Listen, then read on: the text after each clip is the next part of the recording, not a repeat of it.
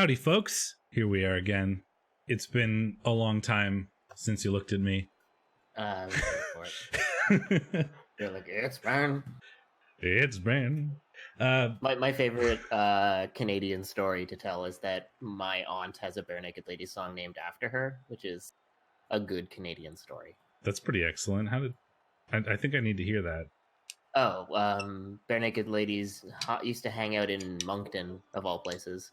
And Great place to hang out. My aunt Enid worked at a bar, and they liked her name, so they named the song Enid after her. Though it's not about her, it's about one of his exes. They just use Enid because That's the name. Yeah, that's fair. And they invited her with special passes to a ton of their shows and stuff because they used her name. That's pretty great. I like that.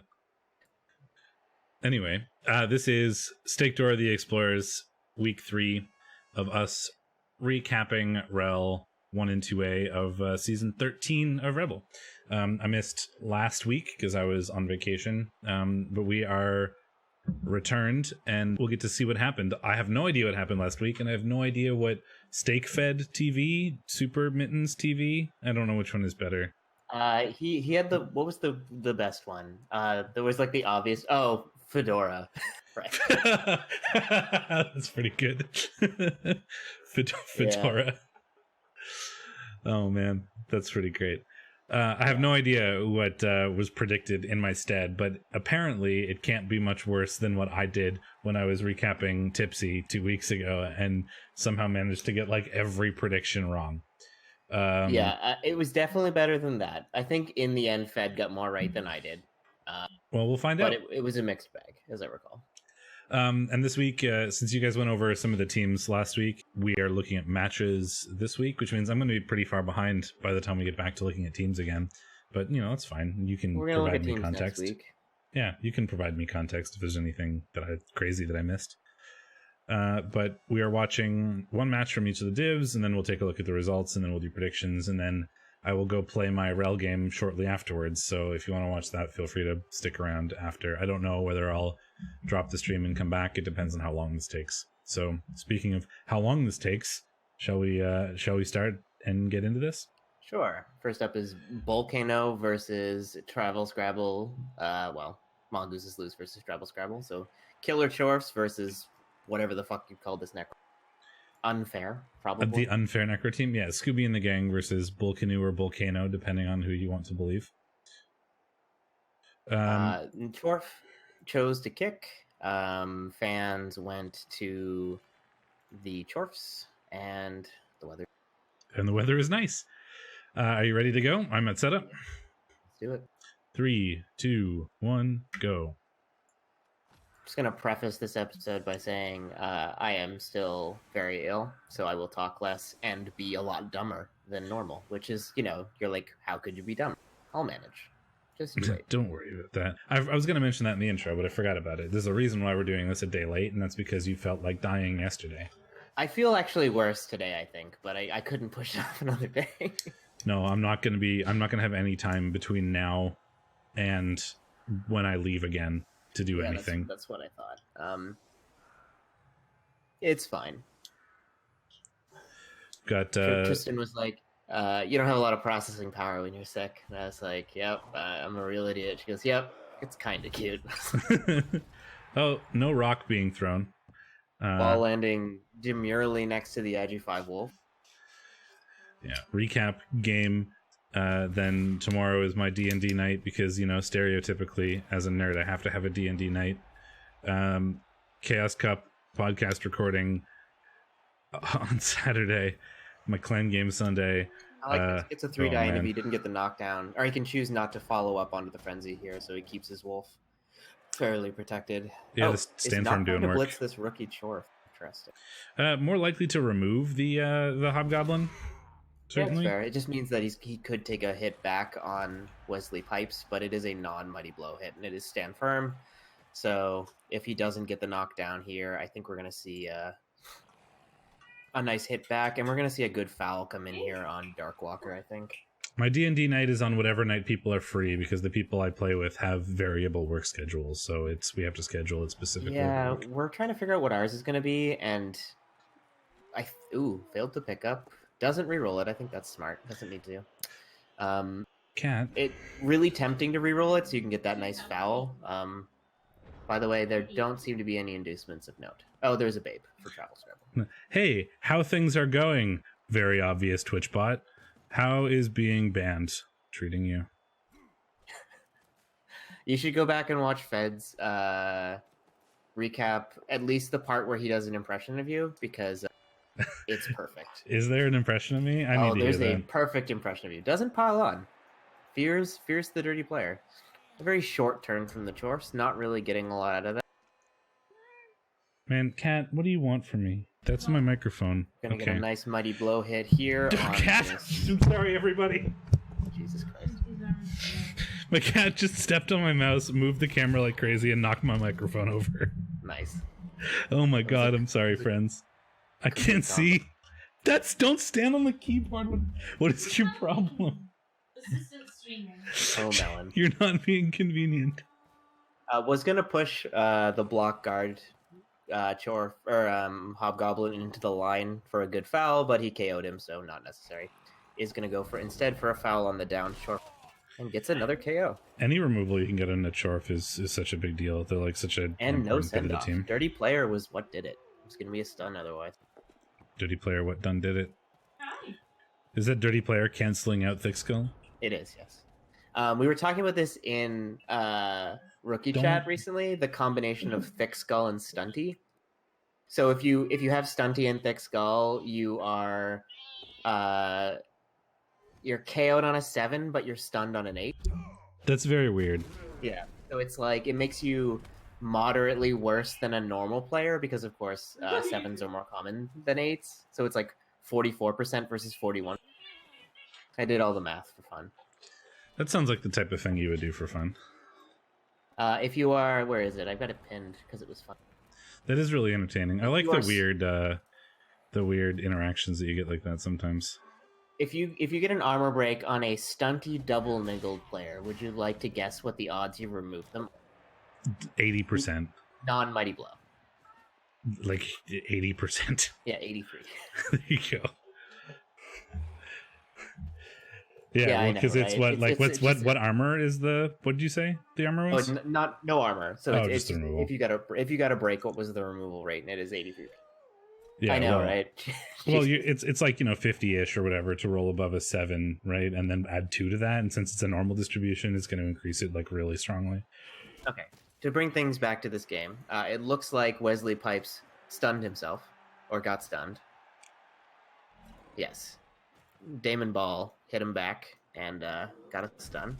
I do like how Travel Scrabble is doing this so far. I mean, he's got the ball like safe. The only thing that can even remotely compete with the speed of his wolves are the bull centaurs. So he just kind of like, here you go, play with zombies while I snipe people with this wolf, and like I'll snipe hobgoblins with the white, and we'll see if we can get a player advantage. And whenever we get too committed, I'll just run away because I can do that with these wolves. Yeah, so the way this match plays out as Necro is that on average you I think he had a good foul there had he decided to take it. I might have. It is on Thick Skull regen, so but it would be a huge removal.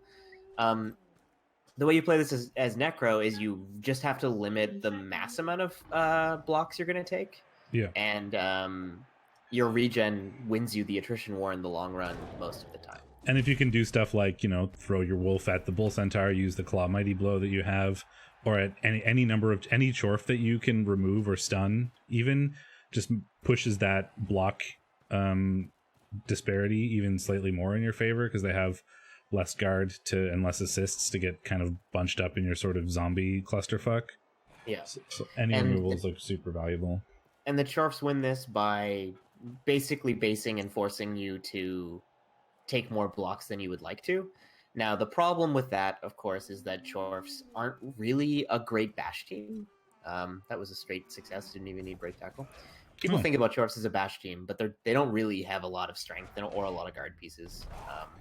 They can easily be outbashed by hard bash teams. Not that Necro are a hard bash team, but you can't just, wantonly base Necro and assume they won't punch back. Does get a nice hit here on Motley. the thing they do have going for them is, doubles mutation access, so you can get It must be said. lots of Claw Mighty Blow very easily. This sturdy player has put the fear of piling on into Mongoose's list. I think a bit too much. He has not piled on a single hit yet. Double Skull.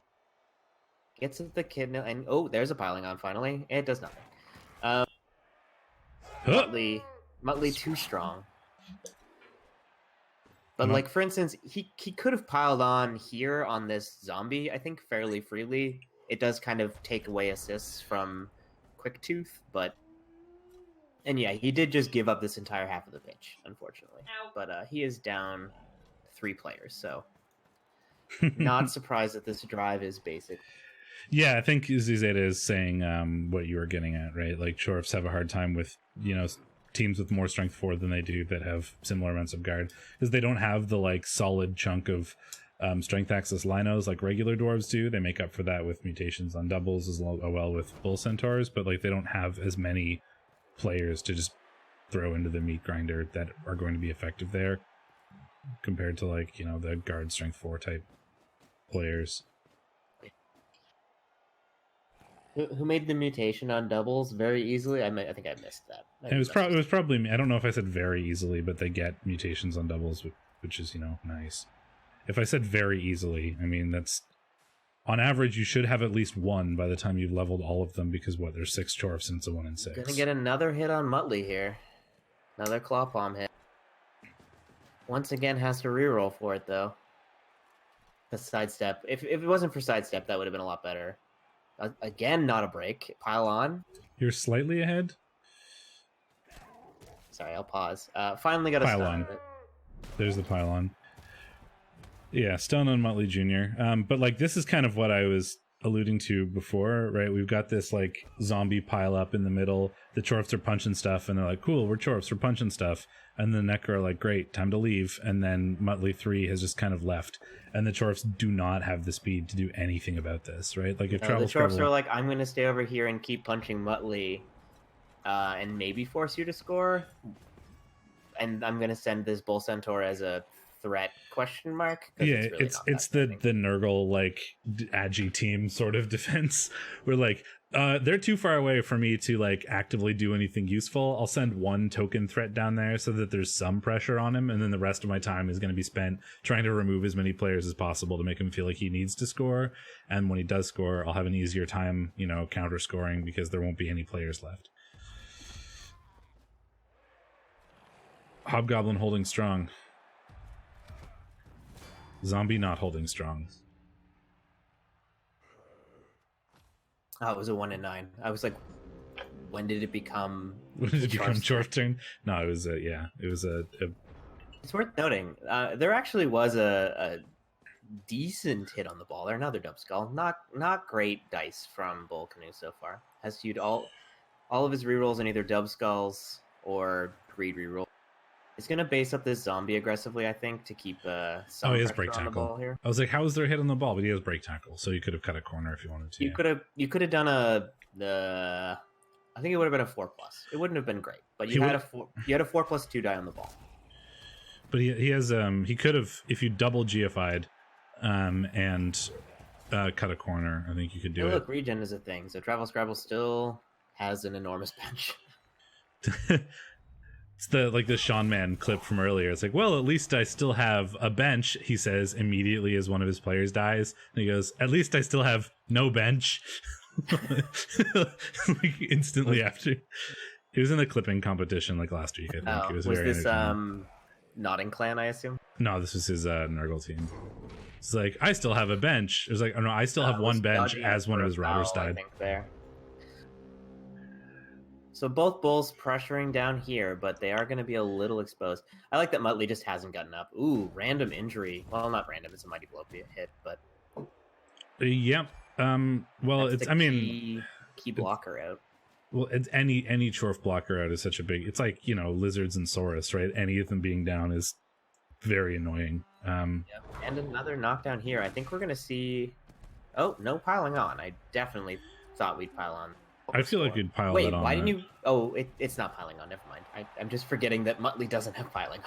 Oh, okay. Well, you said why didn't you pile on? So I just assumed he had it because normally you're not terrible at these I things. just assumed that wolves have skills. No, I'm really dumb today. I think I told you this. That's fair. I also forgot to say that this was a contentious pick. Who did I pick? Oh no, we both picked the Necro actually. Never mind. This is ugh. You're not very good at this today. Nope. Well, I'm just okay. categorically wrong. KO's all coming back, or mostly coming back, I should say. The Chorf blocker is still out, which means that we're down to 4 Chorf blockers for this drive, which is it's pretty detrimental. We have 2 turns to punch stuff because we're Chorf 2 turn is possible, but not exactly likely, especially with a full Necro team. Well, he's got the speedy Agi one, so it's not that. No, I mean it's not impossible certainly, but it's not like reliable. It's not like free like it would be with some elf teams. And softly swearing at XCOM behind me. He gets another chance to get that KO back, and if the removals, he could potentially just crush his opponent's bench here, which would be pretty nice going into your drive if you could get some nice removals here. I think we're gonna see a nice hit on Wesley Pipes as well, because there is a Juggernaut to counteract the stand firm to allow a path to go through for that bull centaur probably. And the dirty player is on the bench, so I think you pile that on. Yes. Why is the dirty player? I guess because you can't protect him, but he's a zombie. Who cares? Oh well, then if you want kick, I think you have to choose between kick or dirty player really. Unless if you want to put the dirty player on the line, that another double skull. Did the kickoff event give him a? It did. It gave him a reroll. Reroll come and reroll go. Reroll come and reroll go. Reroll come and me one go home. Fails 275. Well, technically 375% out of 4. So not great, in a word. Not great. No, pretty not great. Plus movement Chorf blocker coming in. Juggernaut using his. Huh. Yeah, you pile that on every day, and you nothing. Absolutely, he rolled the exact same value actually. 1-5-1-5. Yeah, not a great day for Chorf claws. Great day for Travel Scrabble's claws. Great day for hay. Ben, I appreciate you. Is that what you appreciate about me? Sure hands is a skill. Thankfully, we do have 2 bull centaur scoring threats, which is nice. However, they're bull centaurs, so the catch is not particularly easy, especially if you just knock one down and base the other one. There actually was a chain push to get the other one out of range as well. He does not take it. Oh, doesn't get him down though. Well, so he's still technically in range. It's not great. One of them in range, yeah. Well, they're both in range, right? This one is 10 squares away. 1, 2, 3, 4, 5, 6, 7, 8, 9. Pretty sure that's 9. No, I thought I highlighted it and it showed it is not in range. No, it's not legal. Oh, you're right. Yep. So they're both technically in range, but we're just kind of being like, look, here's a wall. So now this one guy isn't in range because he has to run around them. And the other guy has to do a bunch of dodges. Plus, we're going to have to pass the ball to one of these bull centaurs, and they are in... one of them is impossible to pass to. It's going to be a 6. And the other one is a, 5+ even? It's not particularly a great situation. I think you take some nice attrition hits first. I think that's what you aim to do. Hey, look, another piling on. And there's certain that, do you try to blitz your way through first and then do no, he's not going to be able to get in range of the pass if we do that. So we're probably going to have to just accept the fact that the catch is going to be like a 5+. No, I mean, I think he's just hitting stuff. fair. Gets the tackle hit on Muttley. Of course, Muttley is invulnerable. That's a non-mighty blow hit.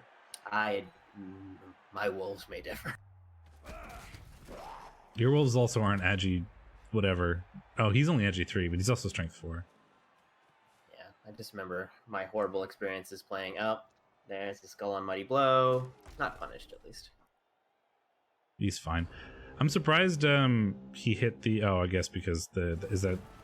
I can't see who has guard there. But I'm surprised he didn't punch the ghoul instead of the white, but it was probably because of guard being a thing. I just can't remember who had it. I think it was a 1-die either way, and the ghoul has dodge. So. Yeah, but he's also no regen on armor 7, so...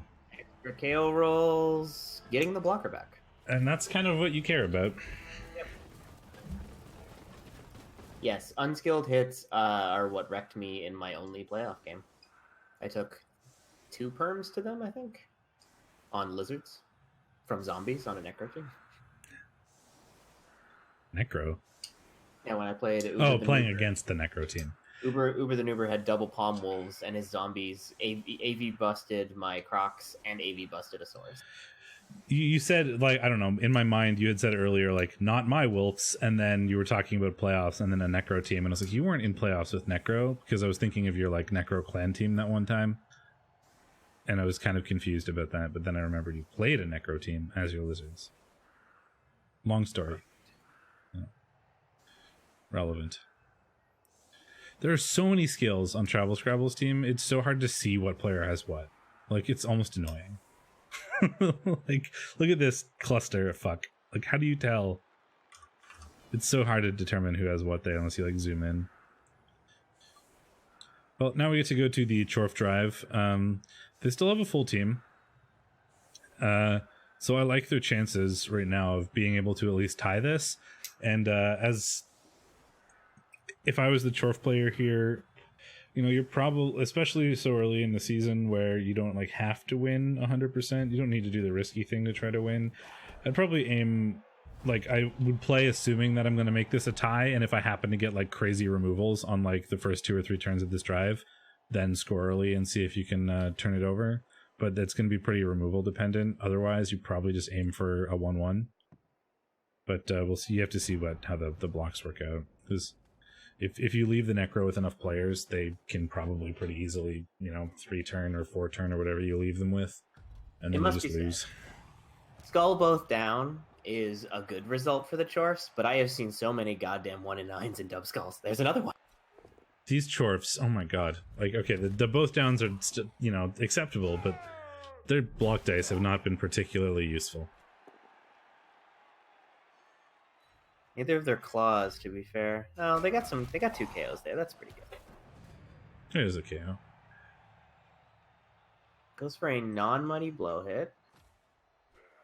Here He comes didn't the have any center. Mighty Blow Chorfs left. Yeah, because he lost one of them. Yeah. No result. Surprised he's not carrying on the Bull Centaur, to be honest. Yeah, the sure gonna hands is see- almost wasted with this hobgoblin. But then again, he also because of the Agi 4 Leap Wolf is a lot more of a threat to this Hobgoblin than it is to the Bull Centaur.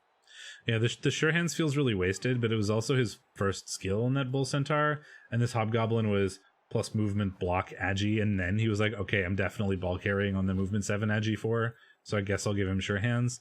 It means you kind of have a wasted skill in the bull centaur now, but I understand how it happened. Yeah, and Hobgoblins die and / get injured, so...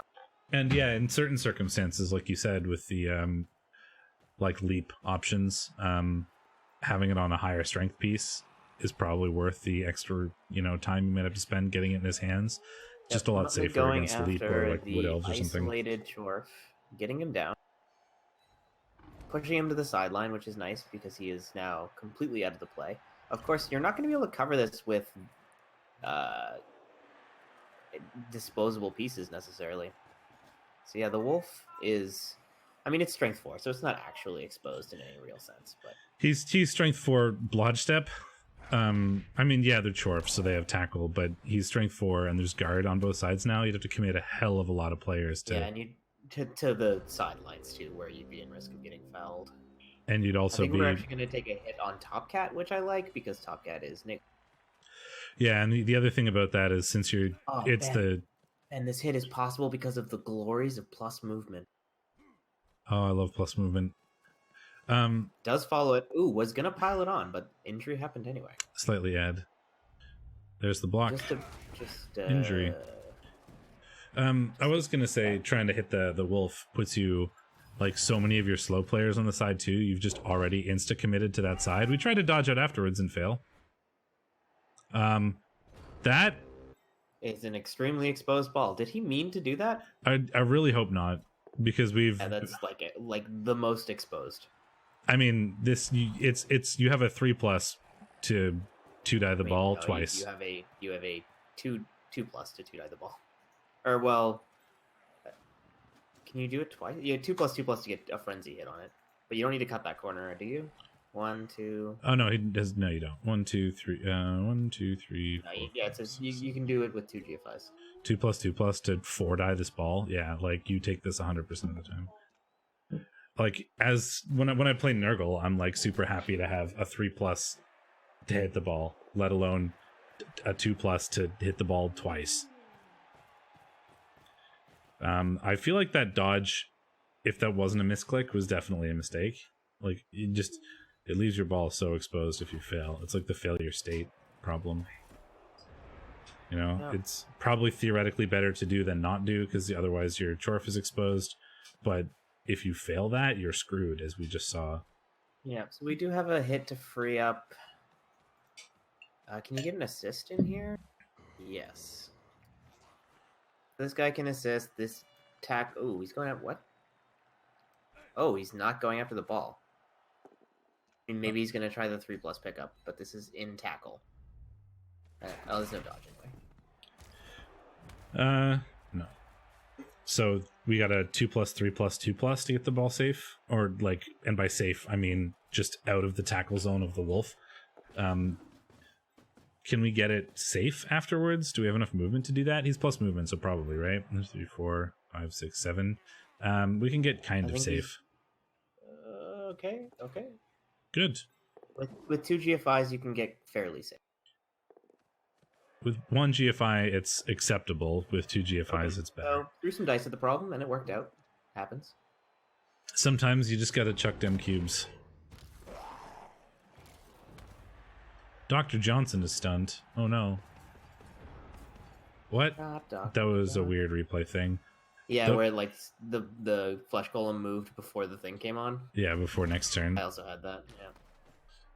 Top Cat, or no, Minor 49er, I should say, getting a nice hit on a Hobgoblin there. I like the white punch animation where it looks like they just close their fist angrily and their opponent falls over. Ah, yeah. It's magic. Like they're just casting necromantic magic. It's more like, Dragon Ball Z powering up, but and then your opponent just falls over. Ooh, Bone Snapper getting injured. That's the ball carrier too. Good thing we have a backup sure hand somewhere. I'm telling you, good scatter for the Chorfs, it must be said. Ooh, fails a dodge out. Oh, I mean that could have been a lot worse for the Chorfs than it was. Gets it on the second try. Must be said, Muttley is a little exposed right now. A little. Which one? Both, to be fair, but in particular, the one that's standing up and is about to get claw palmed. The dirty player is also stunned, wow. So he's not likely to. I guess he has sure hands for the pickup, so I understand the reroll a little bit there. Does not get it though. That's unfortunate, but that's so hard to not greed. I really understand that. Like seeing that wolf being able to get hit by your claw palm guy is so tempting to just dedicate a lot of resources to. As a bash sort of coach, there's so many turns where you see like, oh, if you leave that player there, I'm dedicating my whole turn to hitting it. He's now got to make this 1 die, and it's a 2+. But if he fails, okay, he pows it because the power of 1 dies. Yeah, so we can get with a GFI, we can get a 1 die on this Bull Centaur into a 1 die on the ball. And of course, the Agi 5 could easily leap in there and pick up if we could get it down, but that would be 2 consecutive 1 dies where you need, knockdowns. Yeah. Actually, you can make it a 2 die. No. If you get a knock, no, even if you get you have to get a knockdown and you can get a 2 die. So if Minor 49 gets a POW here, and he does, so now you can get a 2 die on this ball. It's a 2 die into a negative 10,000 die. So Better get it right the first Doesn't time. matter. Pow stumbles. You're ahead. Pow!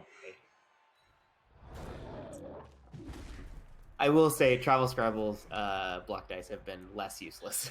That's very true. He's been putting so much pressure on this ball. Agi5 Wolf leaps in, fails the pickup, rerolls Fails and it twice. Where is it going? It's gone on a journey. Stays in a tackle zone, and it's a resilient tackle zone, it must be said. Now Bull Canoe is in a position where he needs to...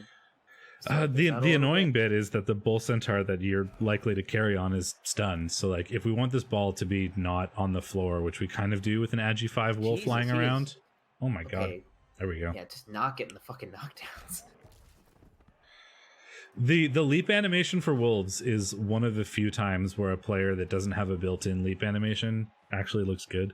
For like war dancers, they have one like pre-programmed, but for every other player, all they do is just kind of lift up, float over, and then land again. Like they don't have real defined animations.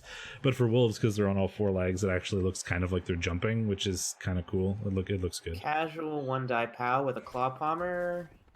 I would POW that. All the other ones look stupid. Like leap on like big guys is hilarious because they just like float up, hover over, and then land. Yeah, Muttley Jr. is KO'd, which of course is big. Yeah, these 1-dies, I'm telling you.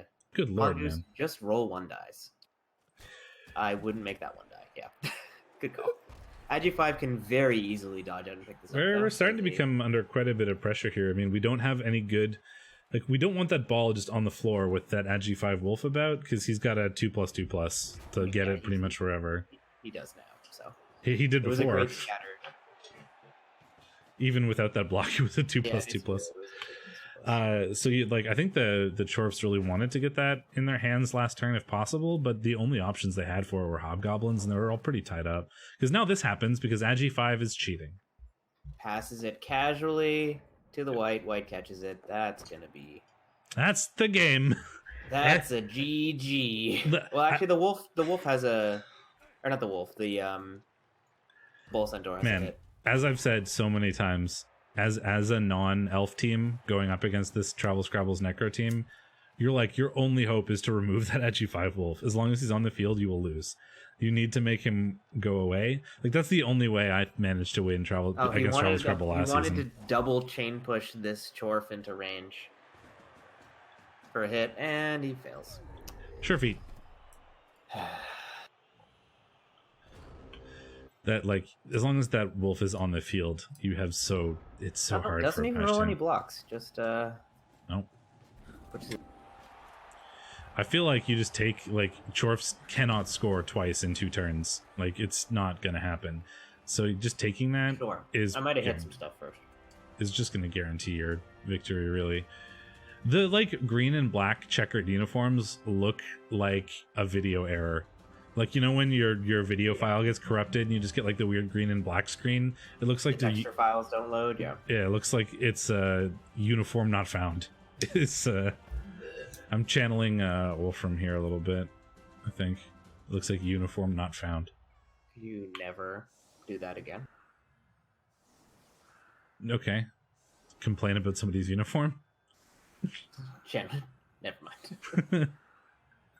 Well, that's what he does, right? He critiques people's outfits. He does. He was bashing clan teams today. Or yesterday. Time is meaningless. I always try to make people in my clan select T as their logo, but no one ever does.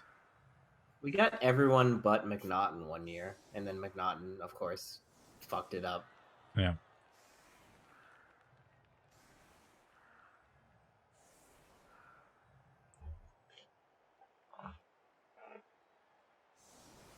Yeah, and we were also playing way back. No need to risk anything. And we were also all like thick something. It was like thick scaly thighs or like thick bearded men, and it was all like jokes like that. And then he was like thick something totally random that had nothing to do with it. It was an orc team, and it had a musical. Music orcs. Yeah, it was all musicals. We were like thick dwarves and like thick, furry things, thick and furry. Yeah, I had to change the name when I came to Rotter because it was going to be Rotter's Scaly Thighs. It's like, I don't think this really works. Rotter does not have scaly thighs. But like, so they were all like that, and then McNon's team was like thick musical orcs. And I was like, that doesn't really work. But you know, whatever. Is he finally going to get all the Kaz that he's been hunting for? That he needed 6 turns ago.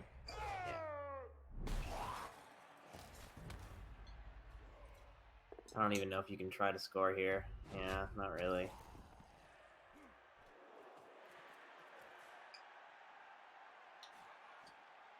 Anything you throw forward is, of course, just going to get blitzed into oblivion. Sniped by wolves. Just going to do some vanity passing.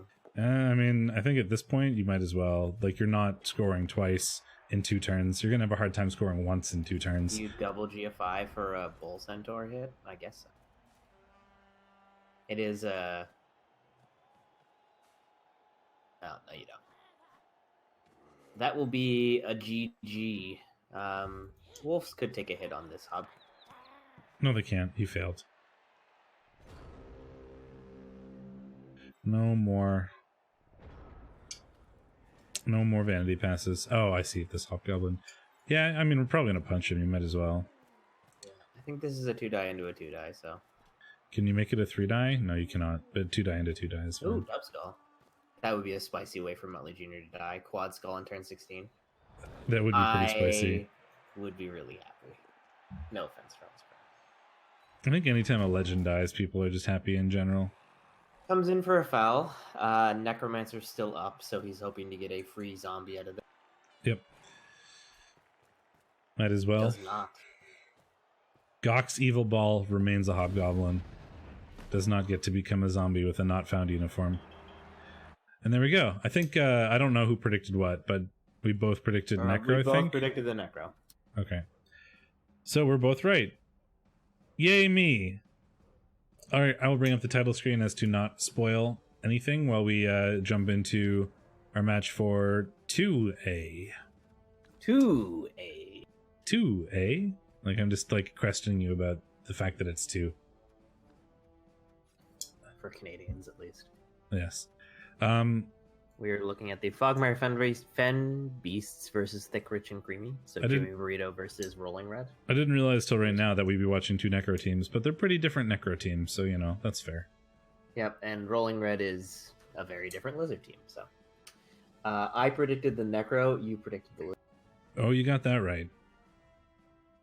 That they are a very different Lizard team. Rolling Red is a madman.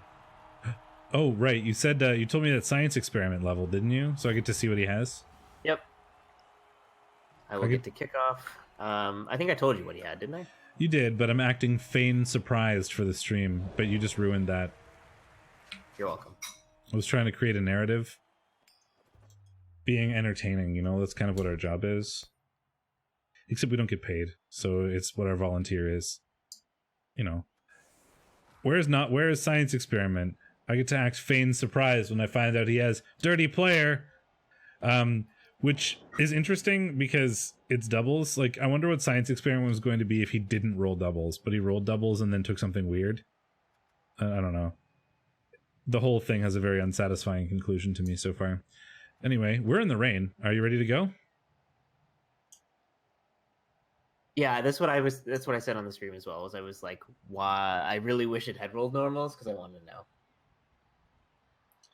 Yeah, Shadorra he's terrible. I'm just the worst.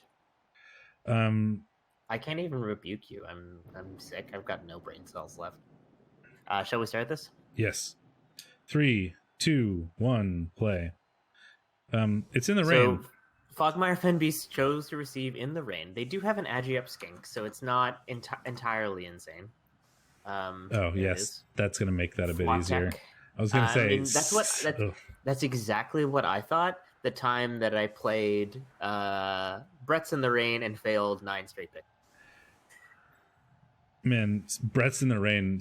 My 1 minute team, when I played in 1 minute with like the must pick up on peasants and then pass it to a blitzer gimmick, when I got Rain, it was the worst thing I've ever experienced. It was like a 20% chance to get the ball in the hands of a player when I tried to pick it up because of the pickup and pass in the rain. Oh my god, it was terrible.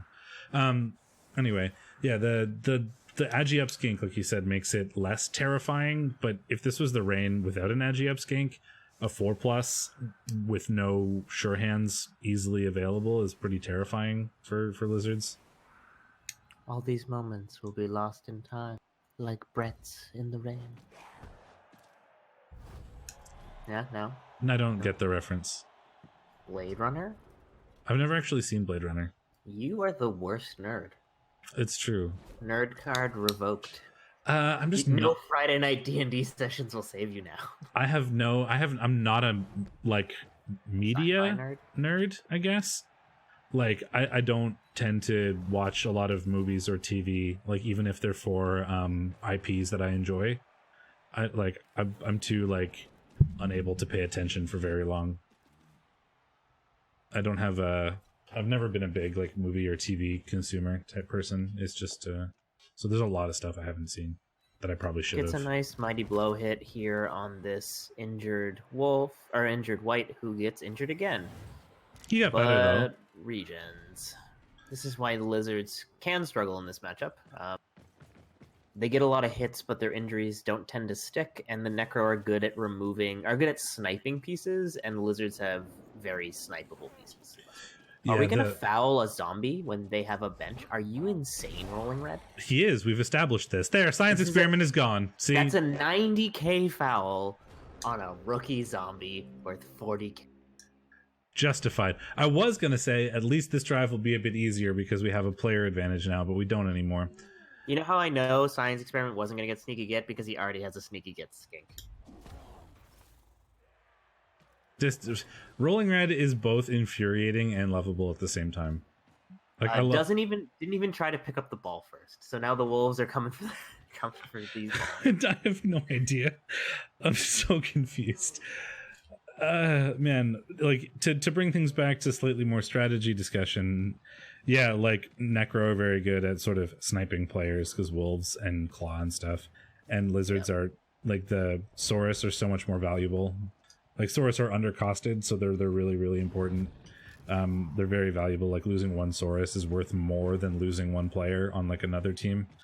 Yeah, it's exactly why people were saying like Chorf struggle against Strength 4 teams, and that is true, but they do really well against lizards simply because lizards can't handle attrition very well. So like while they do stand up really well, as long as they're not failing and dying, as soon as they start dying, they crumble.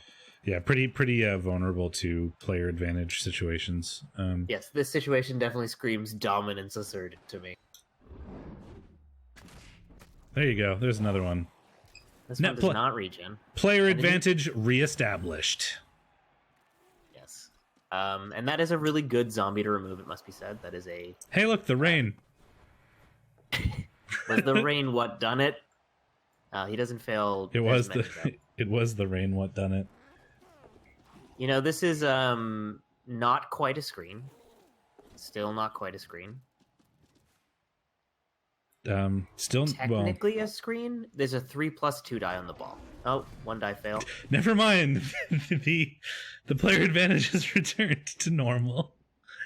Oh my god. I like how every turn so far Rolling Red has removed a player from both teams. Everything in balance. Yeah. As all things should be.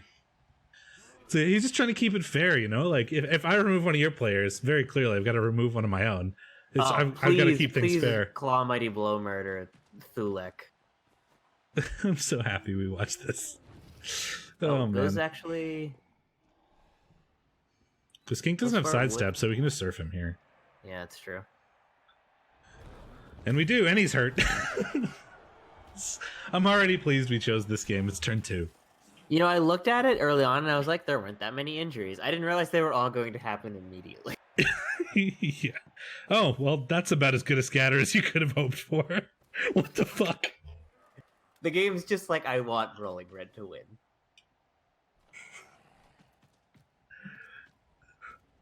Just into the hands of this sneaky skink, who's very clearly the ball carrier now. That zombie does literally nothing. There's a 2+2+. Oh, not even a 2+2+. There's just a 2+ onto the ball, or to free up the ball, I should say.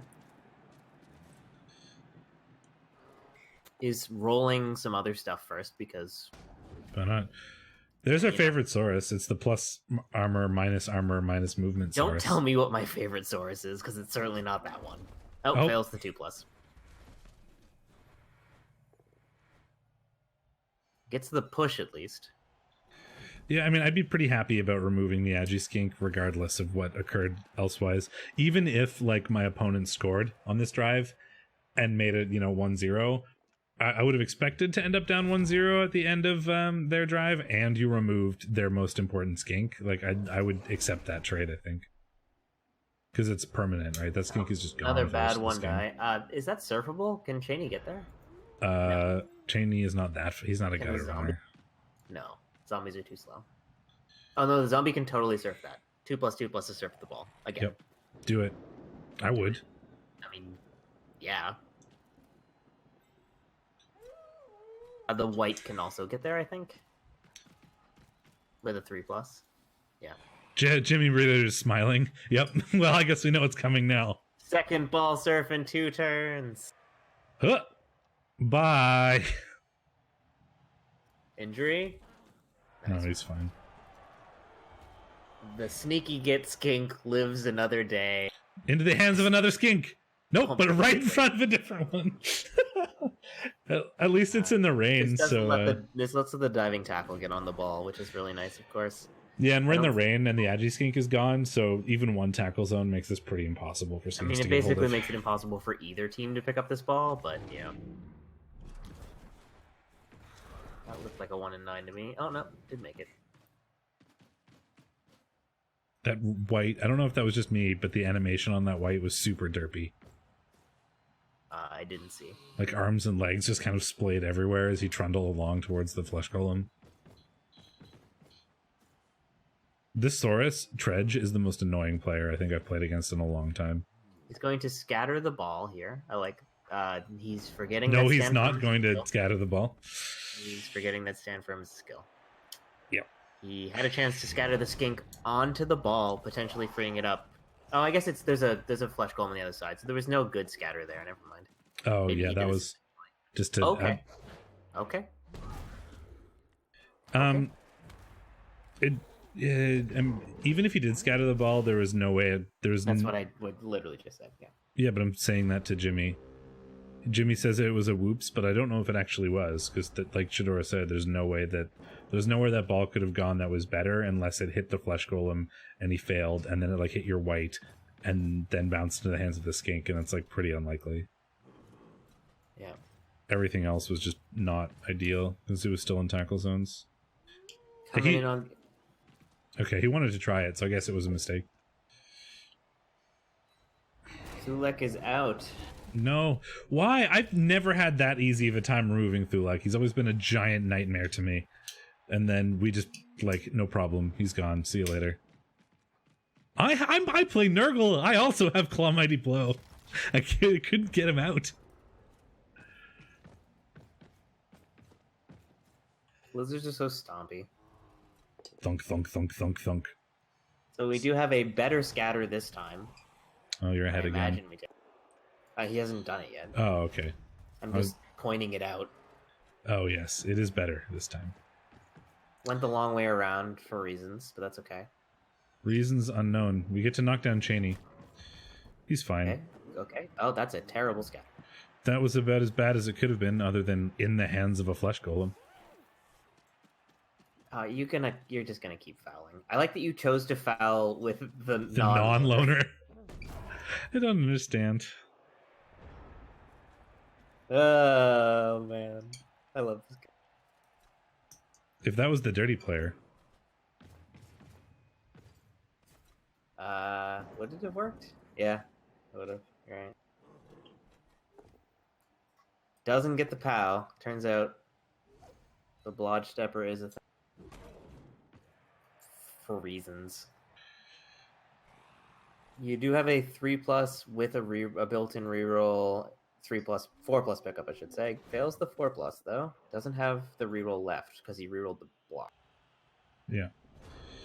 And now the ball's in a easier place to get. Yeah, that did make it a lot easier for the lizards to get this. It's if we get a knockdown, or we don't even need to get a knockdown. Push is good enough. We can 4 plus pick up this, but both skinks are tied up. Why'd you reroll the block though, Jimmy? I don't think you needed to.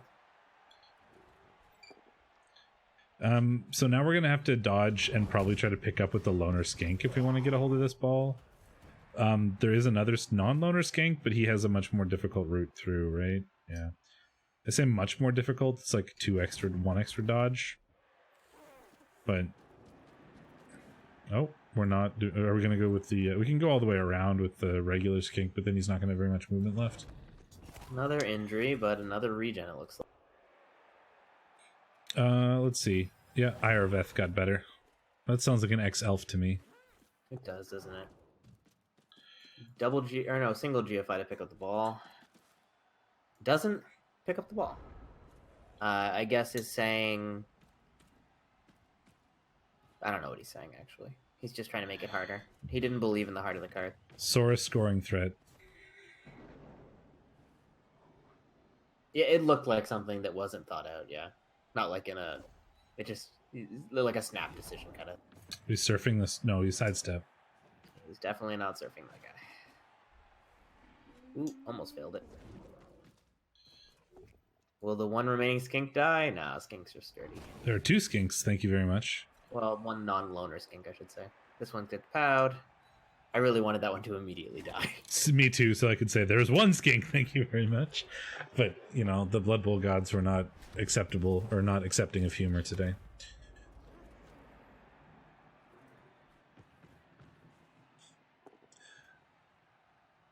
Well, yeah. His 2 remaining Frenzysaurus are just racking up kills over here. Yeah, but, you know, unfortunately they're against zombies, and they don't do anything.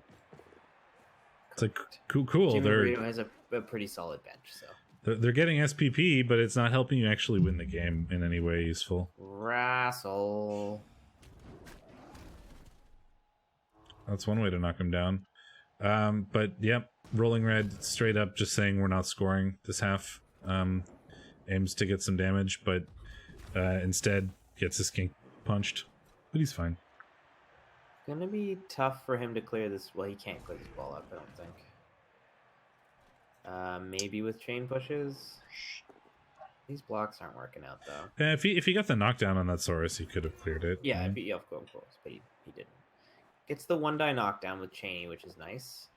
So he can now 3 plus 5 plus. Yeah, or no, just 5 plus and then 3 plus. Pulls a 2 into a 2. Wouldn't have mattered without the rain and the tackle zone.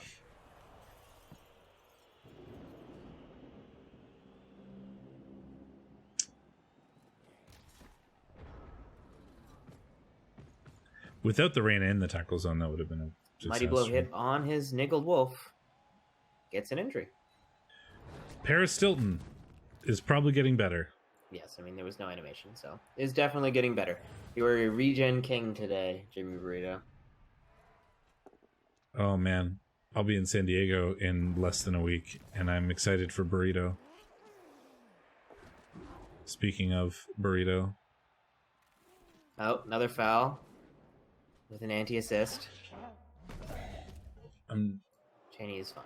I'm traveling like all day Wednesday from stupid early in the morning, and I'm very looking forward to buying a much too large burrito and devouring the whole thing and then falling asleep after I'm done. Makes sense.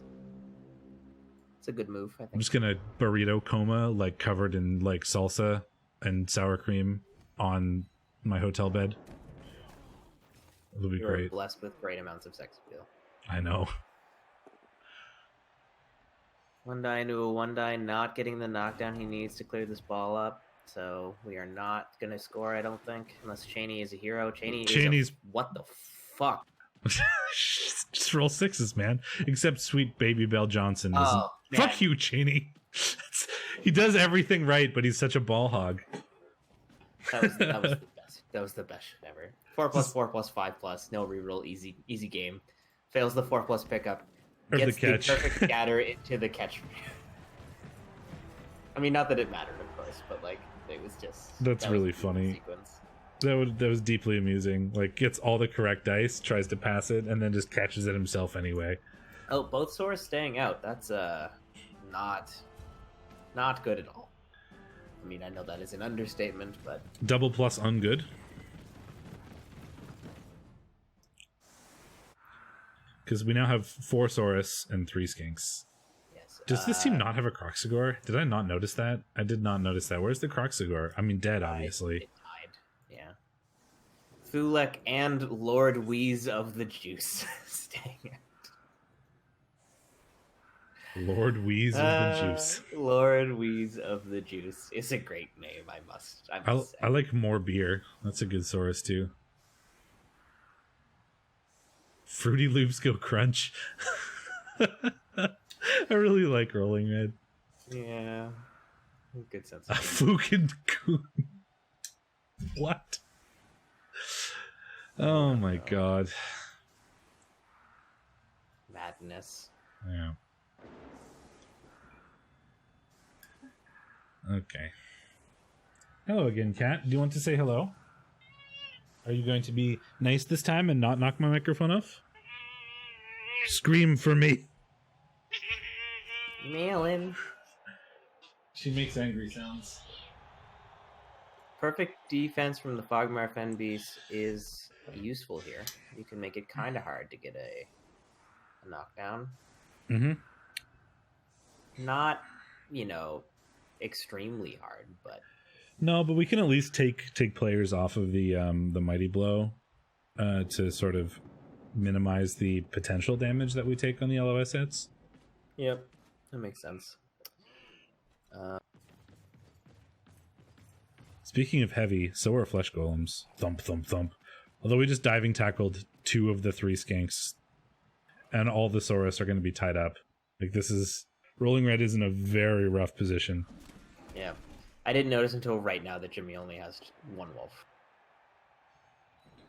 I'm really, really with it today. Well, I mean, there are 2 wolves, just one of them isn't his. I just assumed that the other one was somewhere else. No matter where I was looking, I was like, oh, where's that other? Oh, I don't know. That other wolf is gone. It's fine. This is going to be a very okay recap at best. Oh, yes. Yeah. That is correct. World's okayest streamers. I mean, Fed and I were just too mean, so I think this one is better, all things considered. Turns out Fed is not a very good cop, so we just kind of shit on people. Oh. I try to be good copy. Yeah, no, you do good. You see the glory in everyone, whether they deserve it or not. Fed shitting on people in recaps, you say? Yeah. I don't know, I didn't watch it, but I feel like I probably should. It was pretty funny. Many lulls were had. I just have very little time between now and going away again, and I have to fit a lot of Blood Bowl in that time. You should download the audiobook and listen to it on the plane. If there was an audiobook, I would. It's something to do for 7 hours. 1 dice, loader skink pow into a break. Bam! I love everything about that. Wait, so like 6+ into a 10+. I would like to point out that before we decided to watch this match, we looked at it and we're like, oh, look, 60-something blocks from Rolling Red. How very typical of Rolling Red. And he's had like 4 Saurus this whole game and still is putting together 60-something blocks. Oh, because he just throws 1 dice like they're going out of style.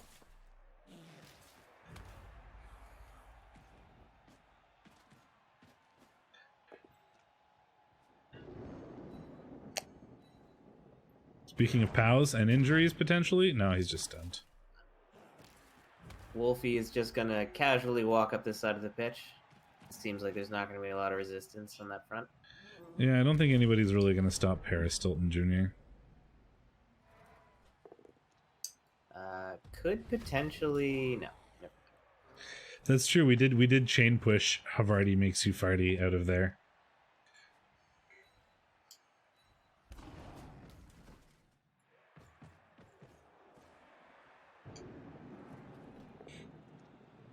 Dredge showing exactly why this matchup sucks as lizards is a zombie can tie up a strength 5 piece. Admittedly, this piece is a break tackle dodge and should have probably just dodged rather than making this block. Rolling Red's the kind of coach that if he can make a block, he's going to make it. I mean, even if he dodged, he would have had to position very carefully with it to make it not just the same problem next turn. It's not a problem when you have a 2+ with a built-in reroll to dodge out. No, I mean, like, he's not going to be able to get in range of the werewolf to actually threaten him in any meaningful way. So, like, you have to think the turn ahead. Like, where can I put him that could possibly do something the turn after? And that's not always easy to do. Could have just ran, like, basically due south, but yes. Oh, a cage. That's the first one of those we've seen all game. It's also not a cage, but it's sort of a cage. You did kind of bring your ball into, like, it's now like he has a, yeah. Yeah, I think he only wants to avoid the strength 5. I mean, so if the plan was to avoid the strength 5 Saurus, why did we move in range of him and give him a 2+2 die? It was a bold move, Cotton, and it paid off. The Bobo gods were kind. Sometimes blodge is blodge. Hasn't been for my rats, but you know. In blodge we trust. All you need is an Agi 6 gutter runner. I snaked 4 things last game, so Agi 6 would not have saved me.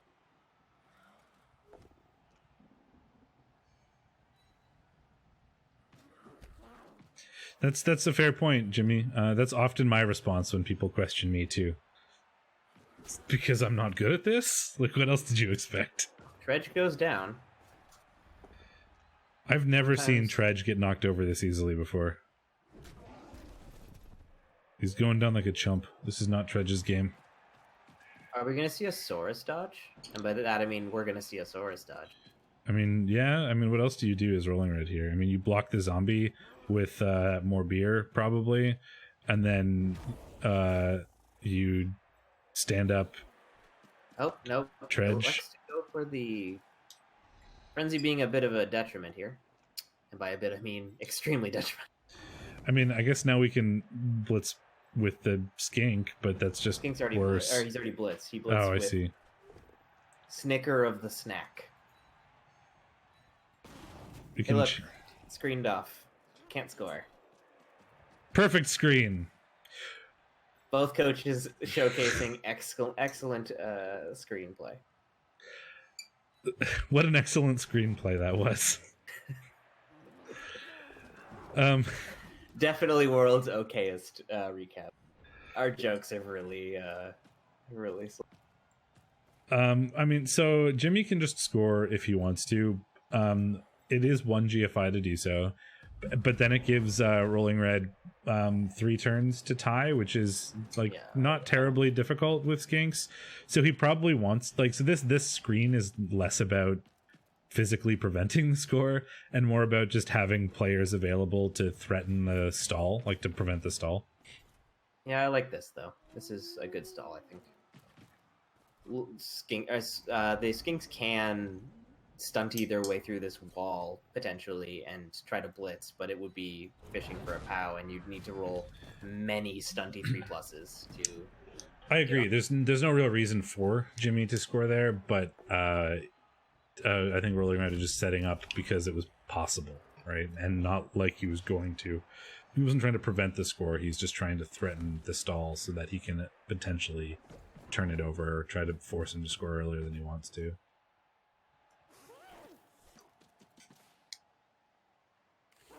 This right here is what we call the thin blue line of surfable skinks. Hey, if he tries to surf him, though, it forces him to score. Smart. The only player who can do the surfing is the guy with the ball. I do like that Tredge has blodge and chose to blitz himself free anyway. I mean, it's a 2+ with the reroll. Yeah, I like. Rolling Red, you make me confused. Well, I mean, as it's just sometimes it's hard to remember that break tackle is just better than like punching a lot of the time because it's so ingrained to you. Like me Saurus, me hit is like, it's a voice line, for Christ's sake. It's so ingrained into the mind of like bash coaches to just punch that sometimes it's hard to remember that it's better to. You moved out of Tredge range, so bully for you on. I was wondering if Tredge was going to 2+ his way into here, but it doesn't look like he's going to. The line got thicker. Quite a bit thicker. Not meaningfully, but technically thicker. It also got longer. Wink? Oh, yeah. I don't know what's happening anymore. It's no longer a line. Are we blitzing him?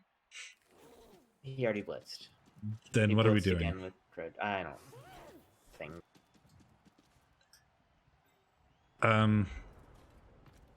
Please surf my skink. Punches him with the ball and knocks him out.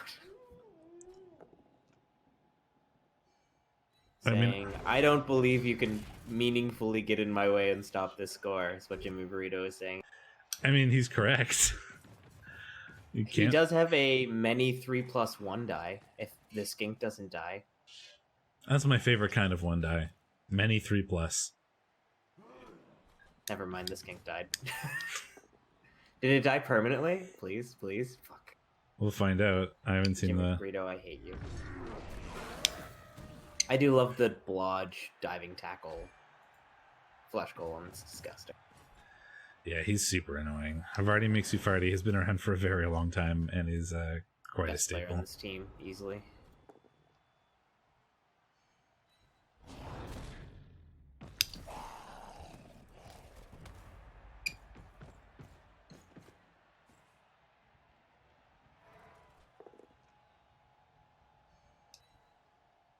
Getting the KOs when they don't matter. Jukebox Hero KO'd. Well, Jimmy is a relatively easy block away from scoring now. Don't take this one ignitable block. Okay, you're not.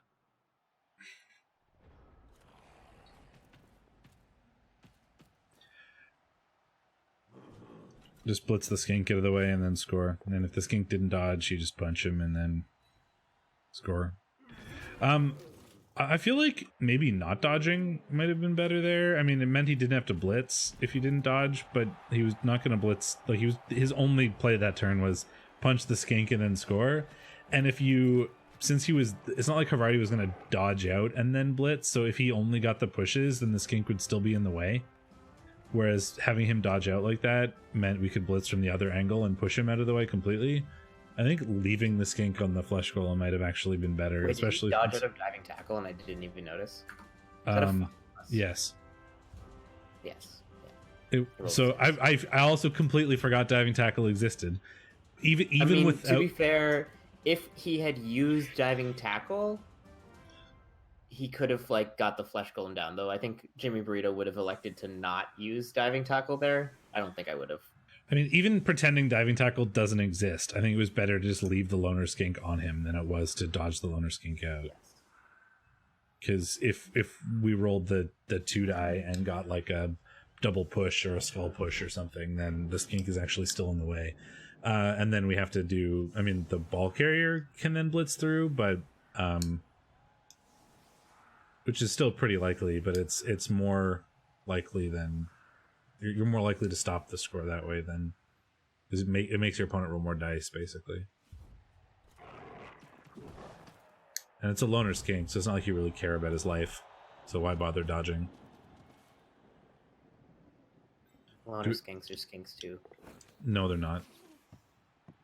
And skinks have no value.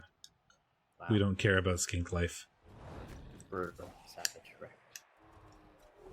That's a frenzy trap. Saurus foul. Get him, Tredge. Plus strength foul on a Zamba. I mean, you're ahead, but I really want this to happen. I haven't seen it yet. I'm sorry. I don't know how I got so far. Yeah, there we go. Stomp. Send off. Yes. Perfect. Double one send off. What a great way to end that. Oh man. Well, there you go. What did we predict for that one?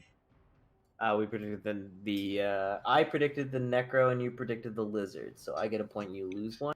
Damn it, Fedora.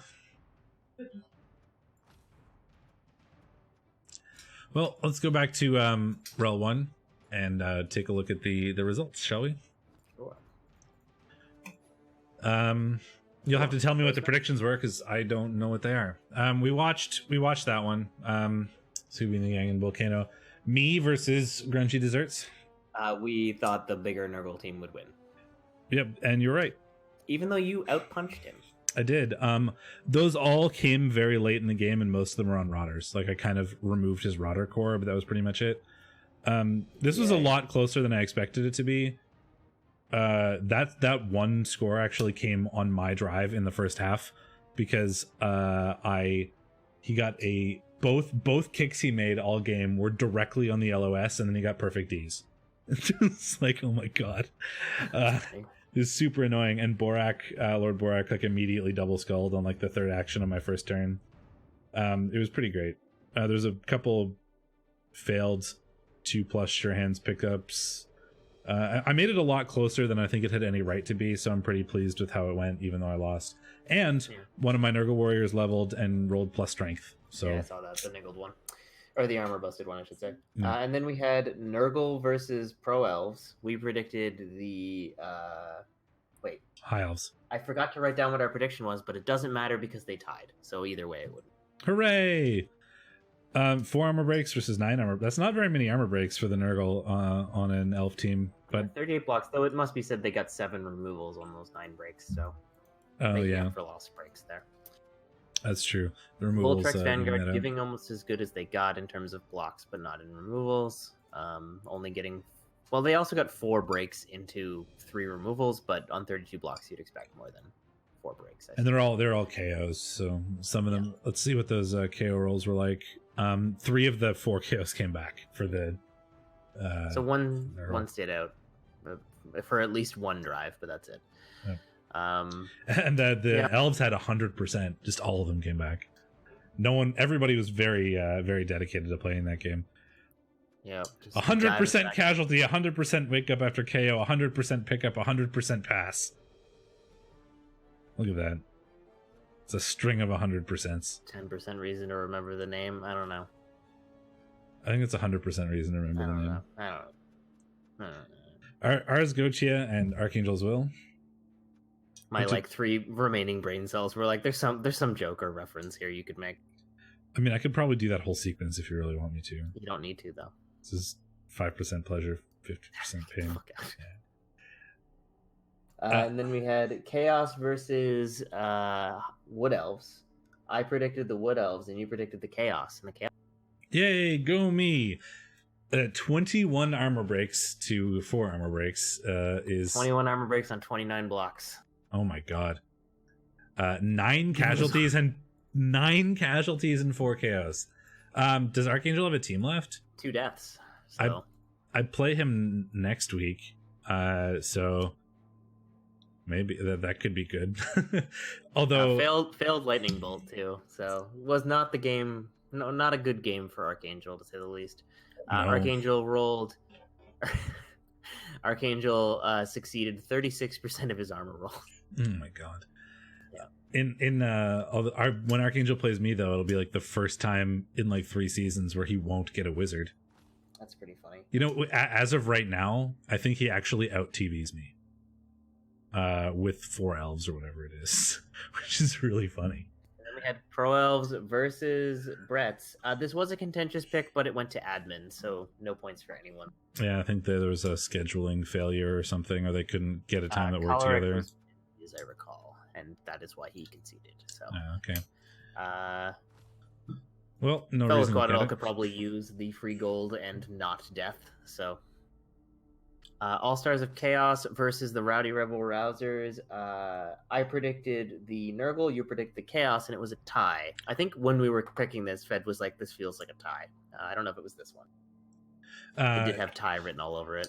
Well, I mean, 22 armor breaks to 11 is a pretty serious disparity, but how did that translate into removals? I mean, Locus just kicked the shit out of the Nurgle. Like, 7 KOs, 7 injuries, 1 death.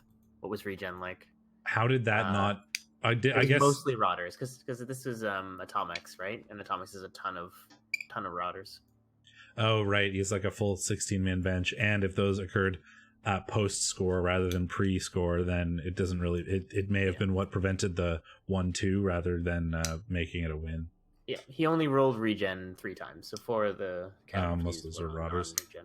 Yeah, and I guess those removals came in a way that prevented it from being a loss rather than made it into a win, which is why it's 1-1 rather than like 1-0. Yeah, you've got to get a pretty good advantage to like... It's hard to like rack up the score as Chaos. I say as someone who got 3-1 by Rookie Chaos this week. As Skaven? Yes. I mean, it turns out when you snake things 4 turns in a row, the Chaos can just waltz in, pow your bludger, and score. Then we had Tessa and Motley, Dark Elves and Chaos. What were the predictions here? Motley versus Chaos. We both thought the Dark Elves would win, and we were very... We sure were. Speaking of Chaos that don't run up the score, 3-0'd some Dark Elves. 58 blocks, turning into 4 casualties and 2 KOs. And if I recall correctly, Motley's team is, basically 11 men, so 4 injuries like that is just gonna make it pretty easy for the Chaos to just run through. Still, not a ton of damage for how many blocks were thrown. Tessa doesn't have the killiest Chaos, but not anymore. I think he lost some of his killy Chaos Warriors recently.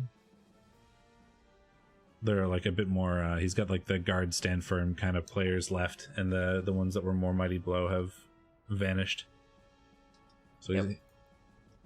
But he still managed to win 3-0. Total up to, let's see, 0 for me and 1 or 2.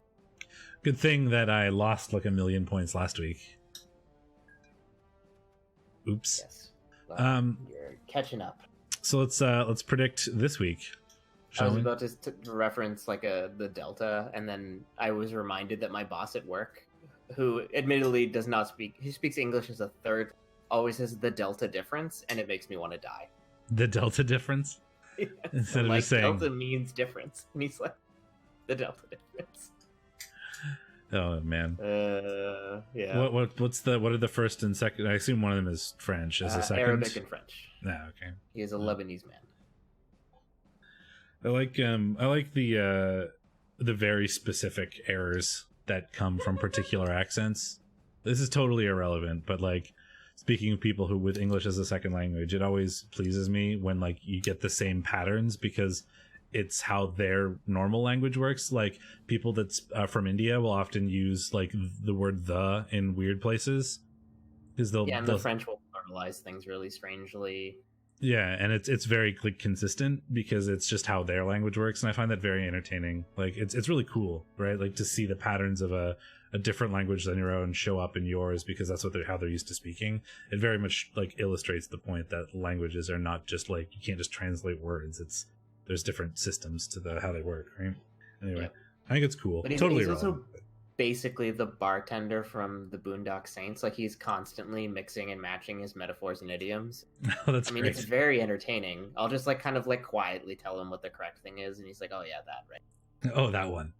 But also, there are a lot of sayings. There are a ton of sayings and idioms in Arabic, and a lot of them are like pretty close to the ones we have, but they're like a little off. So yeah, he ends up saying like some really strange things, like.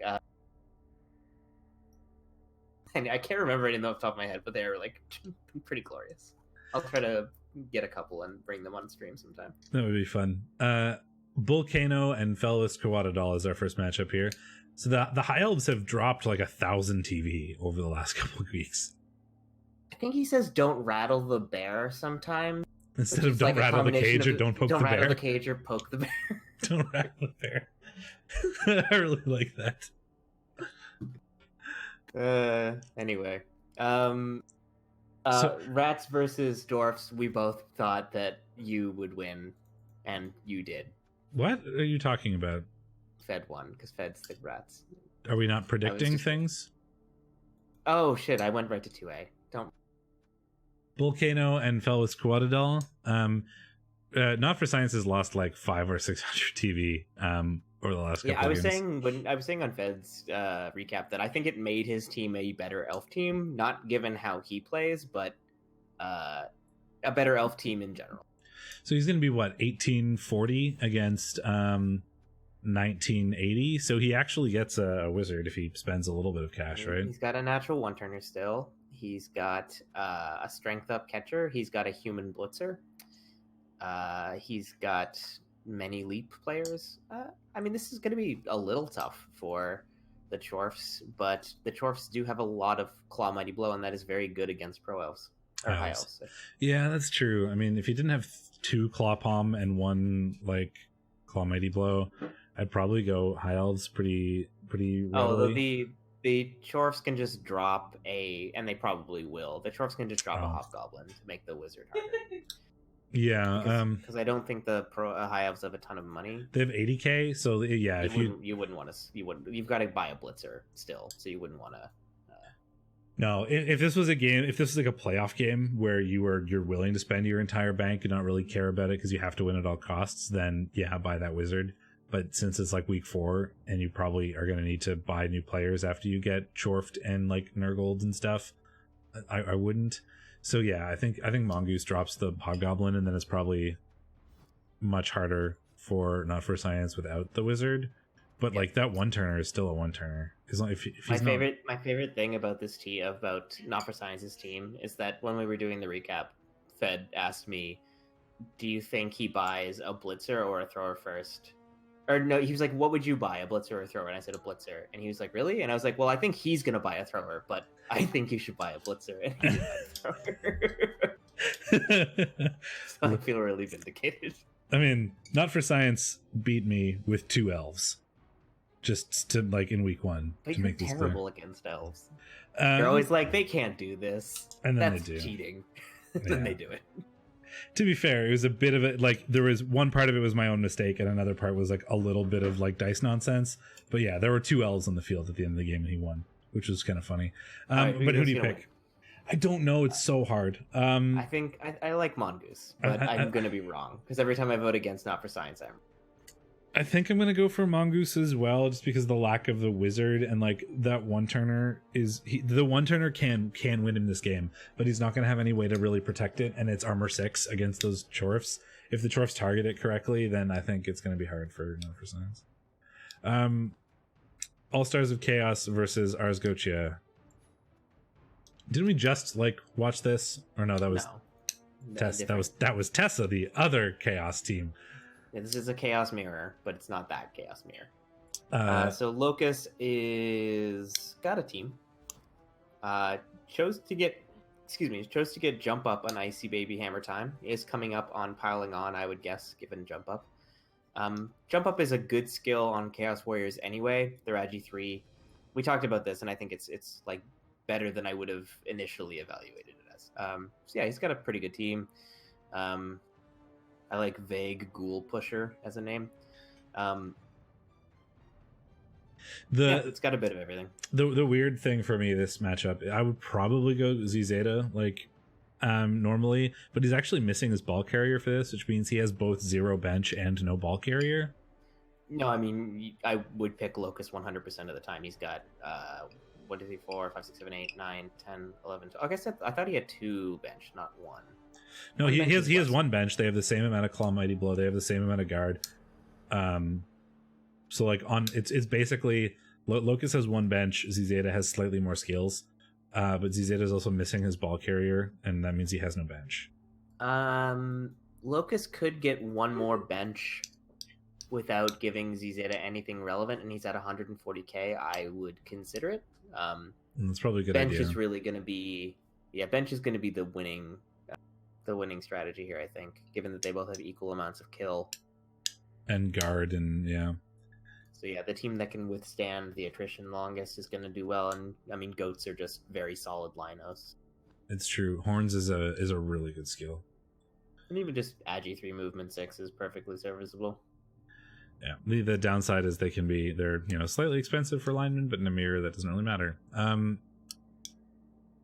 If Z Zeta had his ball carrier and therefore a bench, I would probably just go Z Zeta, just because in mirror matches the bigger team is often just better, like in terms of TV.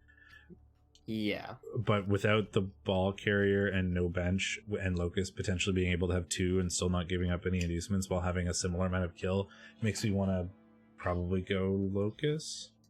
Yeah, and Z's got a bunch of like anti-elf skills that are just not going to be that relevant here. Like, or not a bunch, I should say. It's only 1 tentacles. I'm exaggerating. So what do you pick? I think I like Locus. Z's got some better pieces. Like Tenagor's is going to be really hard for him to deal with. It's basically another Chaos Warrior that is also, all of the skills a Chaos Warrior wants. And the Frenzy Surfer is nice, but I think the bench is going to be the deciding factor. Okay. And then we have Murder, Space Elf Truth, and Fear and Bloating I've already played. So we can't predict that.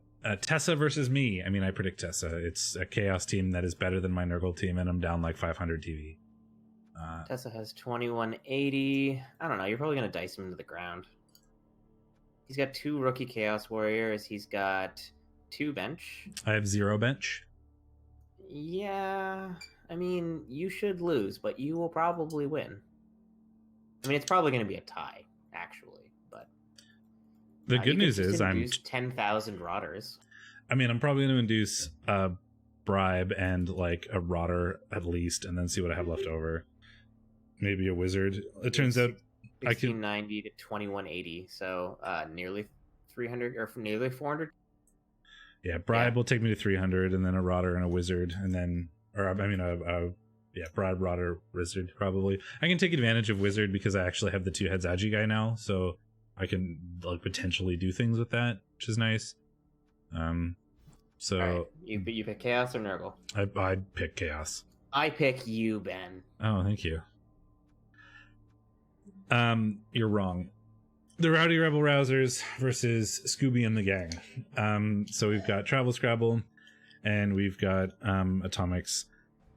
Not usually a good matchup for Nurgle. How's Atomics doing?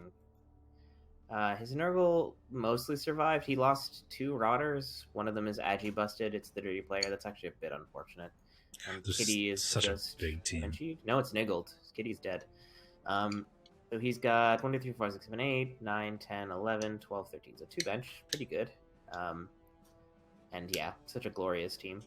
Versus Travel Scrabble's nonsense. Travel Scrabble's gonna have a wizard and has an Agi 5 Leap Wolf. Also just has a bench. And it's got to be Travel Scrabble. But this could be a painful game for him. Yeah, this comes down to Motley 3, right? As long as he is on the field, Travel Scrabble will win this. If Atomics can kill or foul or whatever Motley off the field, then suddenly it immediately switches, I think. Like, this game is just Motley. Yeah. So I'm gonna take Travel Scrabble under the assumption that Motley stays alive. Battle Brothers, and then Battle Brothers versus Grungy Desserts. So we've got Stouticus's 2130 Nurgle, and we've got Cleric's 1850 Bretts. Bretts do have 15 players, which is nice. That's a lot of benching in Stouticus, which is nice. And he's got a bunch of like disposable peasants to protect his 2 good like Agi blitzers that can do crazy Agi things. That's certainly good. Although there are some anti-Agi tools, certainly. There's a couple Nurgle Warriors with Tackle. There's the Pestigore with Tackle. There's 2 Tentacles players that are Strength 5 in Angry Churro and the Beast of Nurgle. So those could potentially be... It's double annoyingness for the blitzers to deal with. Yeah, but it's also like... Bretts can usually get away with some nonsense because they can like throw like quick passes and do like handoffs and running shenanigans. That's a lot harder against Nurgle because stink is a thing. That's true. I think I like the Nurgle here. It's going to be a hard matchup given the tools that Stouticus has available, even with like a wizard and I mean, can he get Griff? No, he's not that good. No. He can get a wizard and a bribe or something like that. No, I agree with you. I mean, there's a lot of Mighty Blow, like just rando Mighty Blow lying around, and that's going to get through some of the peasants. And if we can ever target the blitzers with the claw piling on Mighty Blow, like one blitzer removal is going to make it super hard for Choleric. Yeah, the Agi stuff is going to be harder with double Tentacle Strength 5 and Disturbing Presence. So I think I would take Staticus for this as well. Yeah. I don't know if we mentioned this on stream. Next season, because I know Ben and I end up agreeing a lot. Next season, we're going to pit you guys against us, I think. There's like a bunch of the recappers, like Hereto has made like a sheet that lets other people make predictions as well.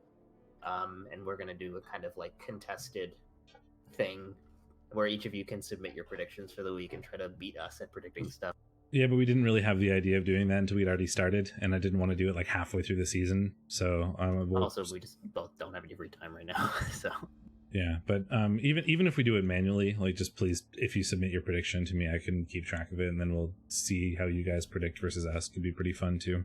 But we'll figure some sort of system out. If I can make it a nice sheet that people can input stuff in themselves, and we find a way to prevent cheating and stuff, then we could do it that way as well. But it should be fun. I mean, you have to be a sad bitch to cheat at the Indiv 0 stakes prediction competition. That's fair, especially since we'll be able to tell who does it because of cheat editing things. Anyway, shall we look at 2A now? Yes. Let's do it. So, in what you said before, Superfed versus the Dwarves, who did we predict? We predicted you would win, and you did. Superfed predicted he would win. Okay, good. Got it. That's what I said. Yes. Fedora. 17 armor breaks for the Dwarves. You know, is also getting a good amount of damage on the rat side of things, but the rats were able to score enough to win. Yeah, unsurprising. Worked. Looks like rats dodged fairly poorly, actually. 70% is pretty low. Maybe some snakes in there, or some 1 in 9s. It feels very rat versus dwarf to me. I mean, the dwarves punched a bunch of line rats that didn't do anything, and then the gutter runners ran away from the dwarves because they're literally twice as fast. And then the dwarves couldn't do anything about it. Yeah. I think we're also going to start recapping out of REBBL.net or something similar, because those match reports are just a lot more detailed than this nonsense where we're like, I guess this is probably... We can actually tell a lot more when we can see like where the Kaz are landing. And yeah, we might start doing that next week. I have to... It depends on if I get time to set up. And by next week, I mean... Yes, well, technically next week. Because in fact, less than a week. Yeah, we're going to do this on Tuesday before I go, so I might not actually have time to set things up, but we'll try. Anyway, Fogmire Fenbeast versus Thick, Rich, and Creamy. We watched it. Right. Well, I don't remember what we predicted. Necro, right? I predicted the Necro and you predicted the Lizard, so I won a point and you lost a point. Average Joe's Gym and Charlestown Chiefs. I predicted the Lizards, you predicted the High Elves, and the High Elves won. Wasn't there a Lizard team named Average Joe's Gym or something in like our minors somewhere? Why? Like, I recognize that name as being a Lizard coach, not a High Elf coach. I do not know. Like it's like the dodgeball pun stuff. I swear to God there was a Lizard team that had the same theme. I just don't remember what it was. Anyway, 2-1 to the High Elves. High Elves didn't really have the ball that often, so very likely quick scores. They kept up on the removals though. 3 casualties sustained by the Lizards, 4 casualties sustained by the Elves. Although, considering there weren't very many blocks sustained for the Lizards, I feel like those are probably skinks. But with skinks out, that could be enough to prevent them from tying it, because it's going to be hard to quick score with Saurus. Yeah, and like Charlestown Chiefs are the ones that have the natural one-turner that is strength 1. So, the near natural one-turner. I can't remember if that's actually a one-turner. So yeah, Elves are a tough matchup for Lizards on the best of days, especially Armor 8 ones, where you can't trust just Mighty Blow to kind of be... Because like Lizards don't get a lot of Mighty Blow and don't get a lot of Mighty Blow hits usually unless you're rolling red. So when you're facing teams that are Armor 8 and a lot more sturdy, you're not going to get the same number advantage you would get against something like Wood Elves potentially, or Rats.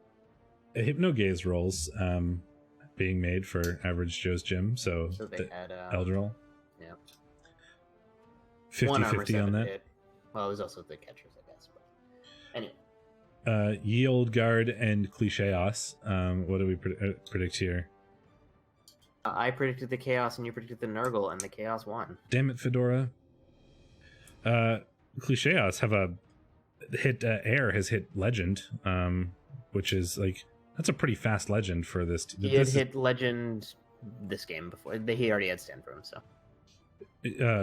He bought it from Zin.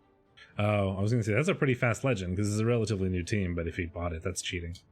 Yep, it was funny because he let Zinj pick the Legend level, and he was like, "But I'll probably give it piling on otherwise." And Zinj gave it stand firm, like kind of immortalizing the classic Chaos face-off of stand firm on Warriors versus piling on Warriors. Oh, the meme, yeah.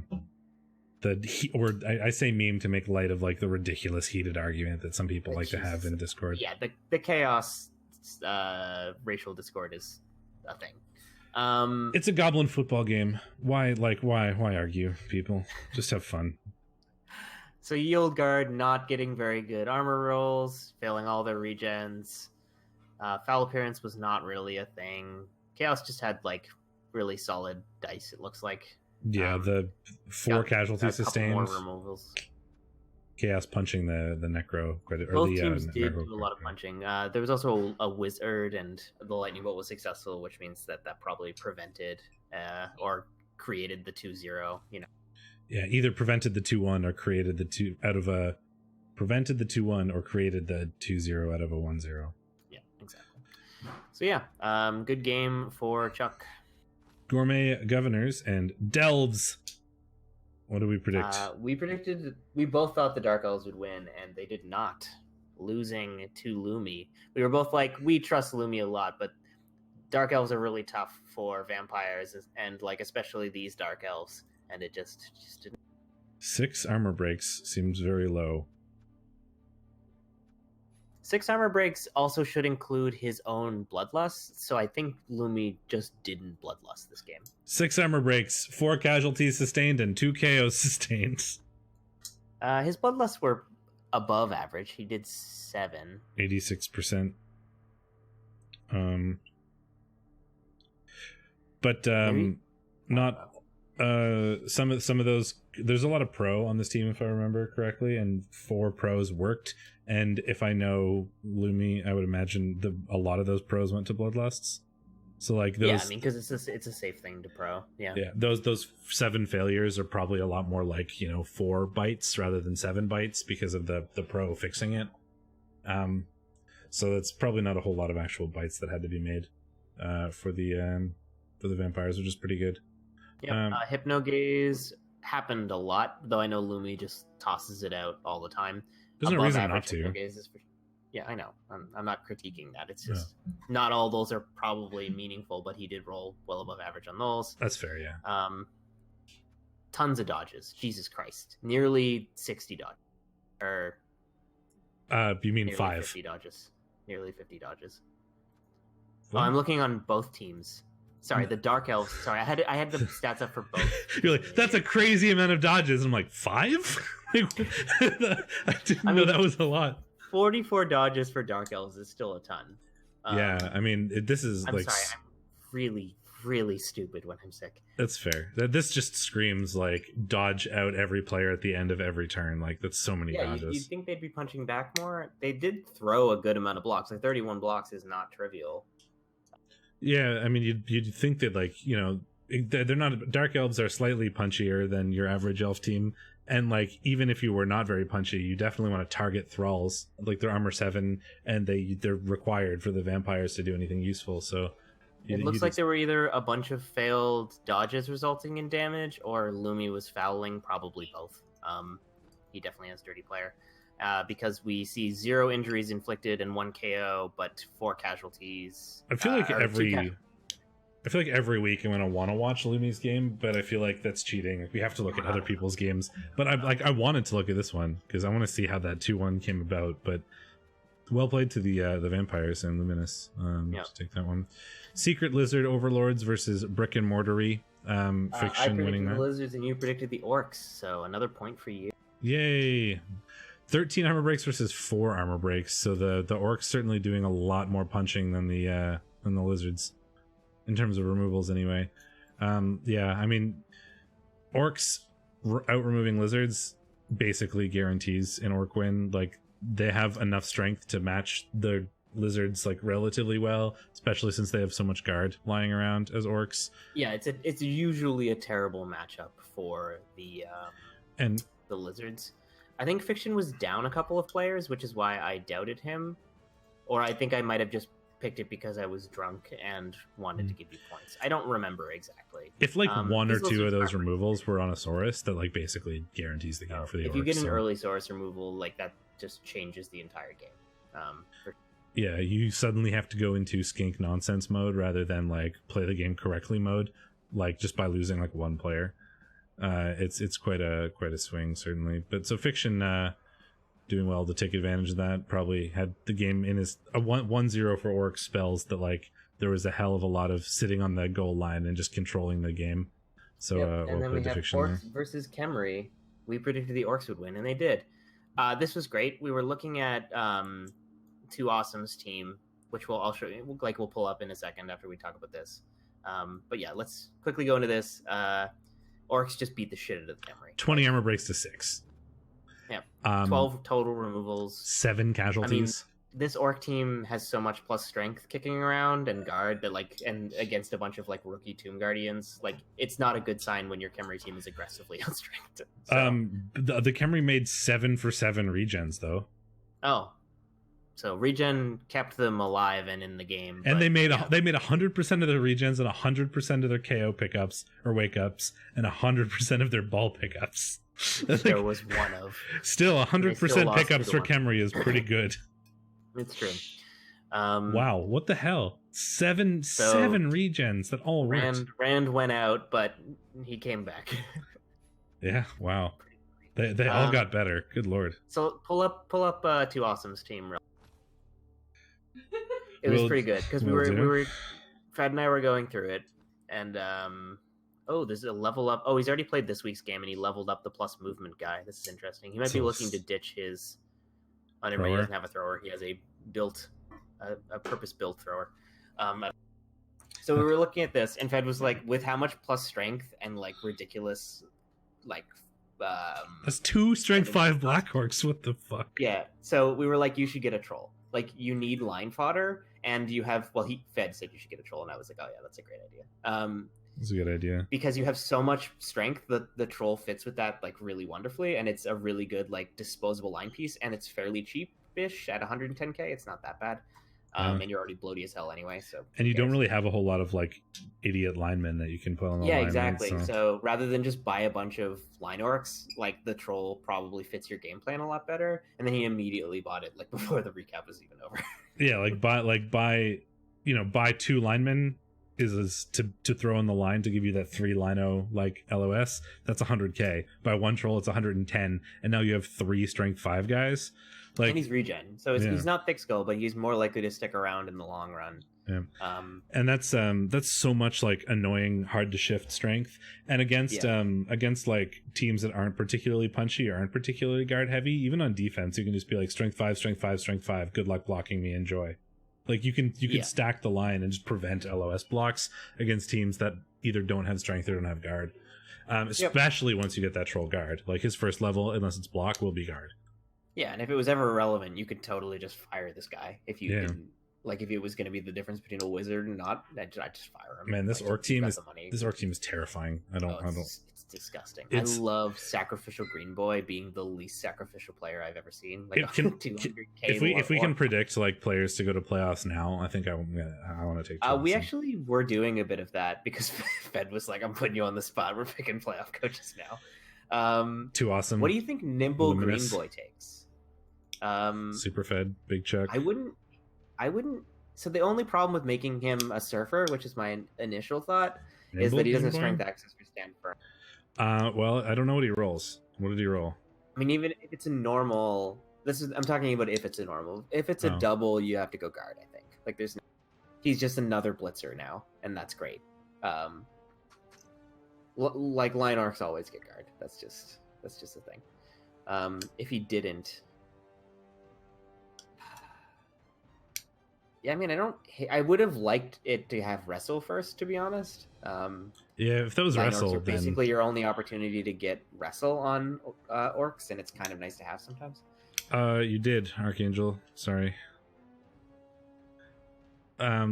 We just did predictions though. We're only specifically looking at this team because it's so insane. Yeah, if that was wrestle and first, you I had would already, take tackle. You had already instantly. played, so you didn't get a prediction. That's true. Although I did mention that when we play, I think I'll be the first team that you've played in like 3 seasons that you won't get inducements against. Because I actually, because of my plus strength level last game, I think I'm actually higher than you now. But before my last game, I was lower TV than you, despite you having like 4 elves. I just wanted to quickly flip over. It looks like He Who Catches Unseen, Savari, and Adrastia still exist. He has a new War Dancer. So his team still more or less exists as you expect it to. It has 6 players. I mean, if it's just a normal, nimble green boy, I mean, I think it depends on who you're playing, right? Has he already played, like the high elves, and he already played the high elves, right? Has he already played the dark elves? Because like you only have like 2 tackle. I feel like plus movement block tackle is pretty good. Yeah, maybe. Well, you have blitzers. I think you pray. I don't know. You pray for that to be a double, but as a normal, I don't know. Of course, you pray for a double. Normal. I mean, tackle might not be terrible. I feel like I'm missing something obvious. Anyway, we should probably get these predictions in. No, I want to think about this forever because I can't think. Ooh, this will be a fun one. Clicheos and Dreams of Golden Streams, 2 of the like sort of, if I had to pick like, you know, top 4-esque from the div, those would probably be 2 of my picks, certainly. Yeah. I predicted that Superfed continues his unbroken winning streak until week 9 and then does the classic Fed thing and implodes. He gets so many inducements. But orcs are really rough for rats. They're fast enough to keep up, and they have so much mighty blow. It's chaos. Orcs. Oh, chaos, right. Never mind. Chaos are great for rats usually because they have all this wasted claw. And none of the annoying Nurgle skills. There are 3 tackle, but yeah, there's no like sort of Nurgle-y things. No tents, no so there's like a good amount of mighty blow. There is a plus movement mighty blow tackle piece, which is going to be huge. There's also a non one, so there's a lot of good options for hitting like gutter runners that are exposed, and beastmen get a 1 assist 3 die, which is always nice. He gets 540k in inducements. Jesus Christ! So that's probably Fez glitch. Wow. Not Fez glitch. Skitter. Glart. Skitter. I would Glart. probably go Wizard. Glart over Skitter. You could get both. If he's got the full gutter complement, I'd go probably like Glart and a Wizard. I think that's around 400, 500. That seems like not enough to me. I think Glart is 250k or 300k or something like that. I'm gonna have to look this up because I feel like he's not that expensive. I think Maybe he's only like 220. I think he's 220. He's a strength 4 claw block piece. It's pretty good. I think he's 220. But let me find that. No, he's 210. Ooh. So 360. So he still has like 200k after that. Okay, let me look at Fed's team. Well, he could also take. Then he could also take Skitter or Hack Phlegm as well, like to get the other, like the 5th gutter runner basically.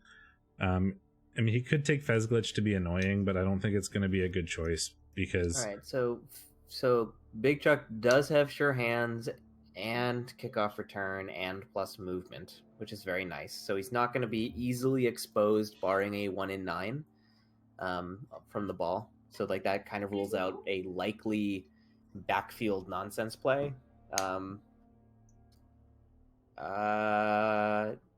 He does have a 2 heads wrestle tackle gutter that can red die fairly reliably. Not that you need the tackle because there's no dodge.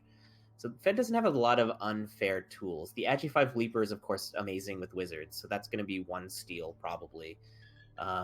I mean, with the wizard, yeah, with the wizard and the Agi 5 guy, that's a guaranteed 1-0 on your opponent's drive. Like, be like, barring, I mean, it's probably going to be like a 3+ with a reroll away from that.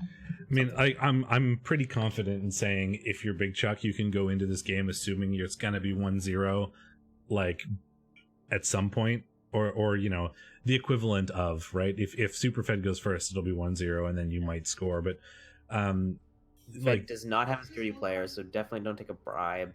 I think Chuck also has a pretty big bend. It's basically, I feel very much like it's basically that wizard is a 150k touchdown, right? Like there's no way you don't get a touchdown with a wizard and that gutter against this chaos team. Yeah, I think I believe in Fed's ability to pull this out somehow, but this could be tight. It's gonna come down, it's gonna come down to you know, removals, and honestly, there's 1, 2, 3, 4, 5 mighty blow for Big Chuck. So if he goes first and just is like removal, we're suddenly going to be, you know, fairly chaos favored. But on average, I think this probably goes to Superfed just because Skaven are so good with inducements, and he gets a lot of inducements. Dark Elves and Average Joe's Gym have already played, so we don't predict that one. Thick, Rich, and Creamy versus Brick and Mortary. Jimmy versus Fiction. Spicy stuff. The Orcs are pretty strong. They are. Jimmy gets inducements. 1, 2, 3, 4, 5, 6, 7, 8. Jimmy gets inducements, but he has no bench, and the inducements are going to be 220. So is that exactly Cheney, or is Cheney more expensive than that? I'm not sure, but he has money, doesn't he?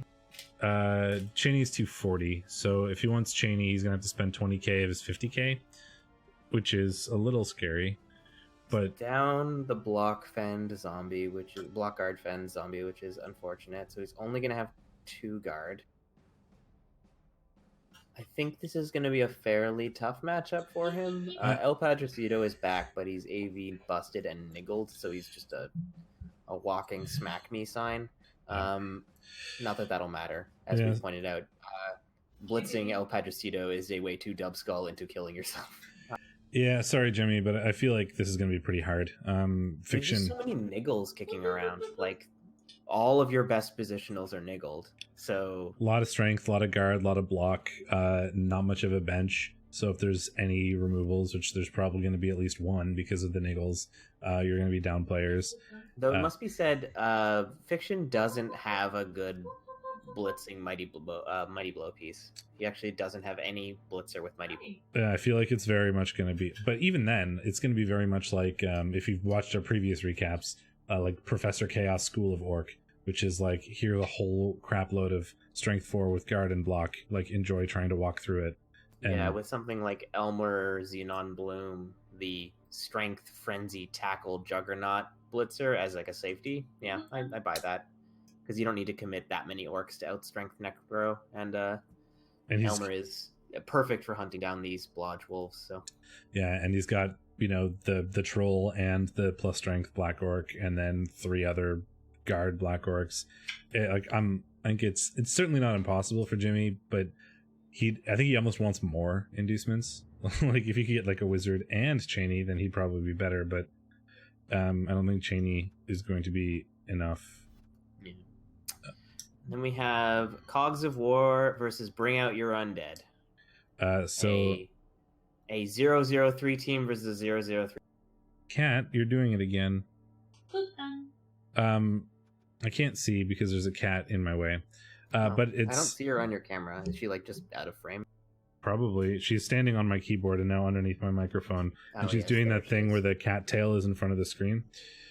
She does have a bit of a Swiffer tail. Yeah, so right. We have Khemri versus the Death Roller Dwarfs. Oh man, the Coltrane. Can I ever not predict for it's the Coltrane, baby? Like, come on. No, I think you can do it here. There's Juggernaut to deal with the Tomb Guardians. There's this is a good matchup for the Death Roller. Khemri can't fast score. Yeah. And it really is.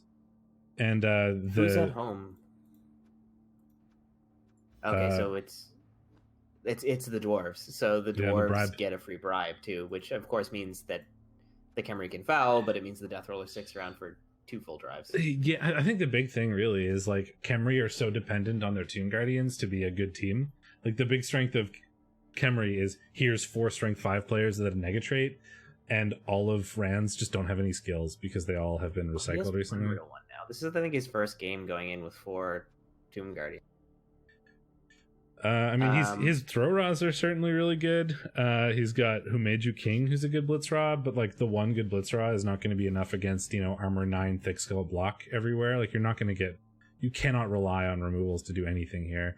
And I think a lot of the Khemri are just going to get tied up on block guard thick skull. Like, yeah, I agree. This is going to be a rough match for Rand. Not that they all haven't been, but I think I like the dwarves.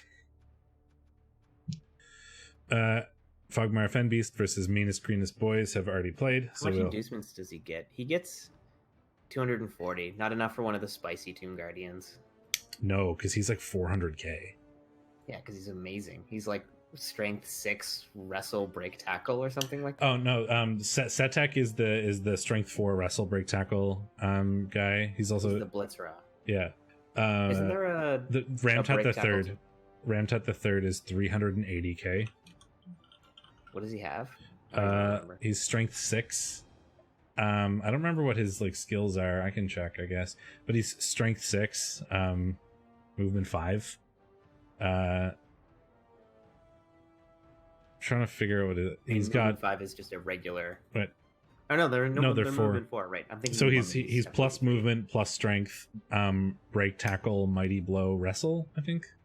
Yeah, that's what I was thinking of. Oh yeah, Setek also has wrestle though, doesn't he? I think he's block break tackle. But anyway, we're really off topic. Yes. Charlestown Chiefs versus Secret Lizard Overlords, a lizard mirror, another lizard.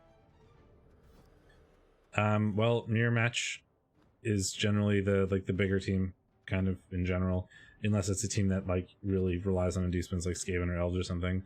But I mean, in particular, lizard offs are all about the bigger lizards, and I think Spoops has a more intact lizard team. He's certainly got all his Saurus. They both do, but Spoops are better. Yeah. Steer has two real Saurus, and one that's plus strength and nothing else, and he's got a really good croc score, but that's not going to be enough, I think. And he's got a good skink, but unfortunately, so does Spoopy. In fact, he's also got an Agi 4. He's also got a movement 9. So yeah, this is going to come down to. I mean, it could easily go either way. In like, it's going to be a very coach dependent match. Like if it was the same person, like if it was a true mirror match and the same coach was coaching both teams, obviously the bigger one would win. But because this match is going to be so like Saurus position-y heavy, right? Like where you put your Saurus to match up against your opponent's Saurus is going to be super critical in this match. Like it is very possible for Steer to win if he just straight up out coaches Spoopy. He's also going to have a wizard, which he has exactly enough for a wizard, so that's going to be something with the Agi 4, but I don't think it's going to be quite enough. Spoopy could fire the rookie skink if he wants. He has a bench already. He could go down to no bench and then take away that wizard. Yeah, but I don't hate it. Long and short, I think it's Spoopy's game to lose. Like if he doesn't play well enough, he can lose this.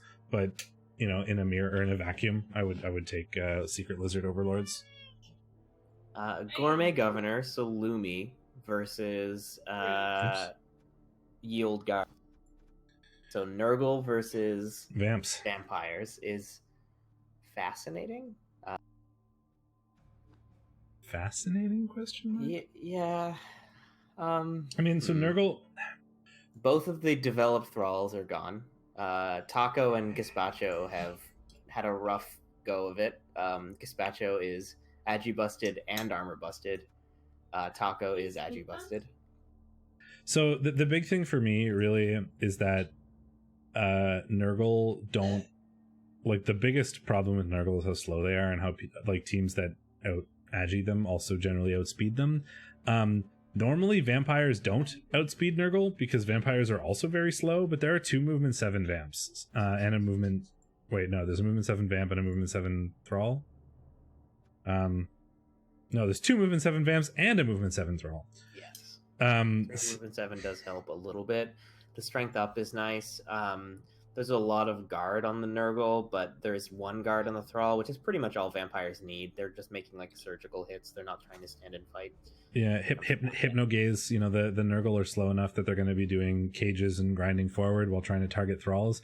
And hypno gaze is the bane of cages. Right? Yeah, and Lumi gets basically a wizard. I don't know. What do you think? I mean, it's hard. I mean, I think if those movement ups didn't exist, I would probably go Nurgle, just because, you know, vampires are vampires. There isn't a huge bench here, and Nurgle really, really hate teams that are faster than them. And vampires aren't fast, so Nurgle would probably be able to just kind of march in there and punch stuff to death. But because there are the movement ups on Lumi's team, and because he gets the wizard, like it brings it a lot more back even. But it's still really hard to predict. I think I'm just going to like lean a little bit on the fact that Lumi is Lumi, and he's very good at this.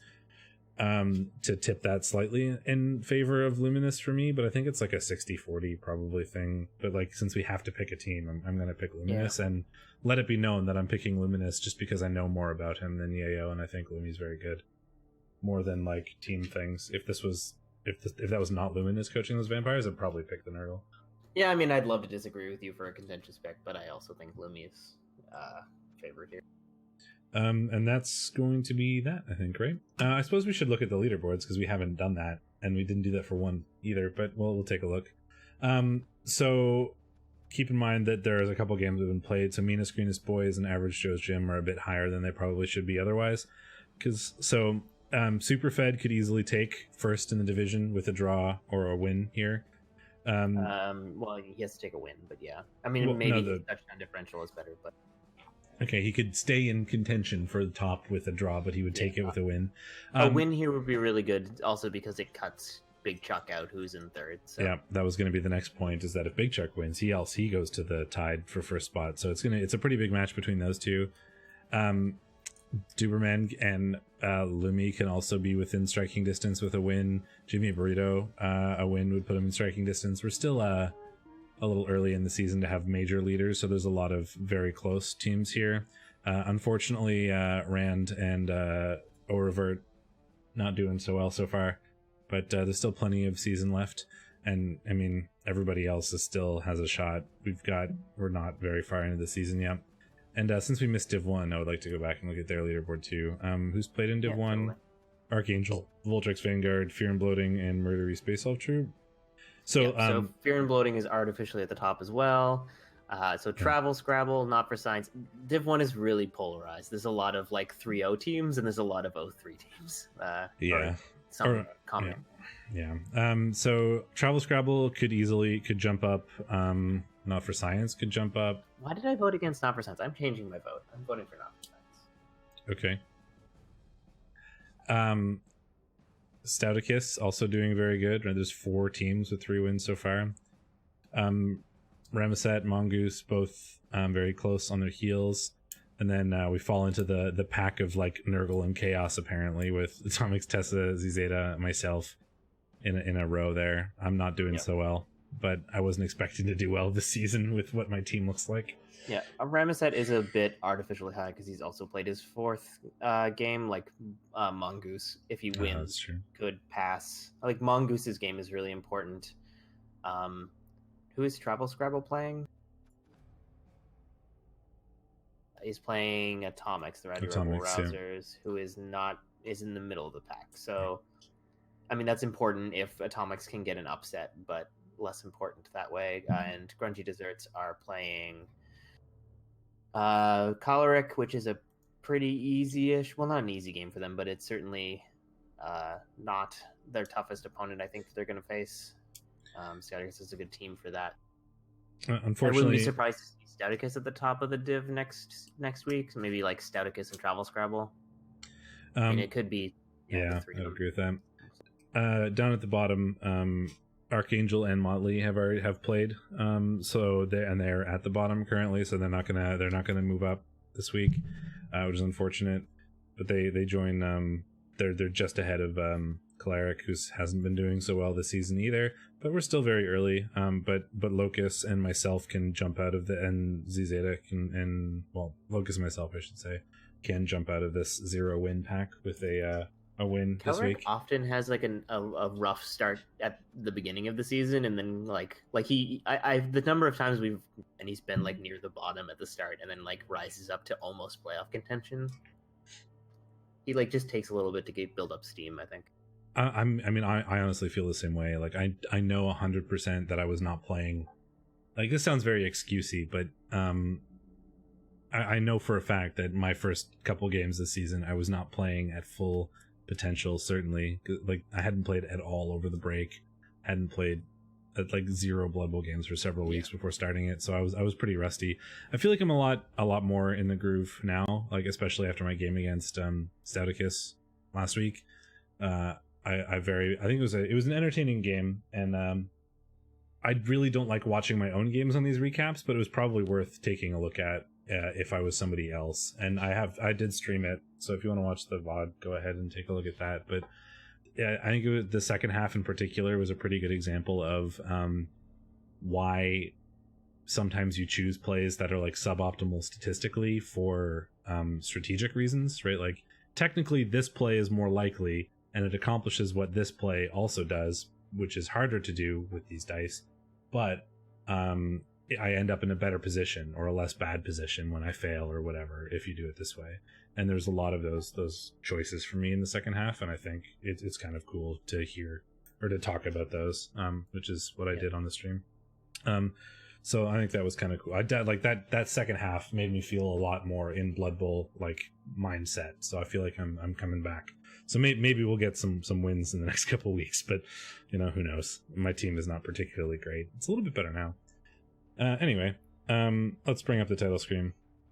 Thanks everybody for hanging out. Really appreciate that. I'm in a similar space for hadn't played it all over the break, and now like trying to learn a new team. I'm hoping that clan brings out the like try hard, stop and think about what the opponent is going to do play instead of just autopilot. Yeah, I did a lot of autopilot, and it's also very easy to like make dumb mistakes. Like the number of times I forgot about like sidestep or like fend or whatever, just because I was not used to thinking about like what my opponent has or whatever, like made a difference. Like I probably lost my game against Not for Science because I forgot that fend existed. Like if I didn't forget about that, I probably would have could have won it. So fend is a skill sometimes. Yeah, I know what you mean. Definitely a little derpy, but we'll get there. And it's fun in the meantime anyway. Thanks everybody for watching. Hope you enjoyed that. We are back to sort of regular recaps now that I am returned from trip. However, I'm going away again next week because, work is a thing. But we can work around it, I think. We're going to try to do next week's recap on Tuesday. And then right before I leave. And then the recap the week after on Thursday again, which is right after I get home. So I can't promise I'll be 100% on point for those because I'll probably be very tired, but that we at least get to do the recaps without having to substitute me 3 times in 5 weeks. It would not be ideal. Mostly be the Fed recap. Yeah, which is so we'll do that ideally, but I hope you guys are enjoying these, and I'll see you on Tuesday for the next one. And I'll endeavor to be less sick, though. No promises. Montreal winters are brutal. And until then, I'm Steakmittens. And I'm Shadorra. We'll see you guys then. See you later, folks.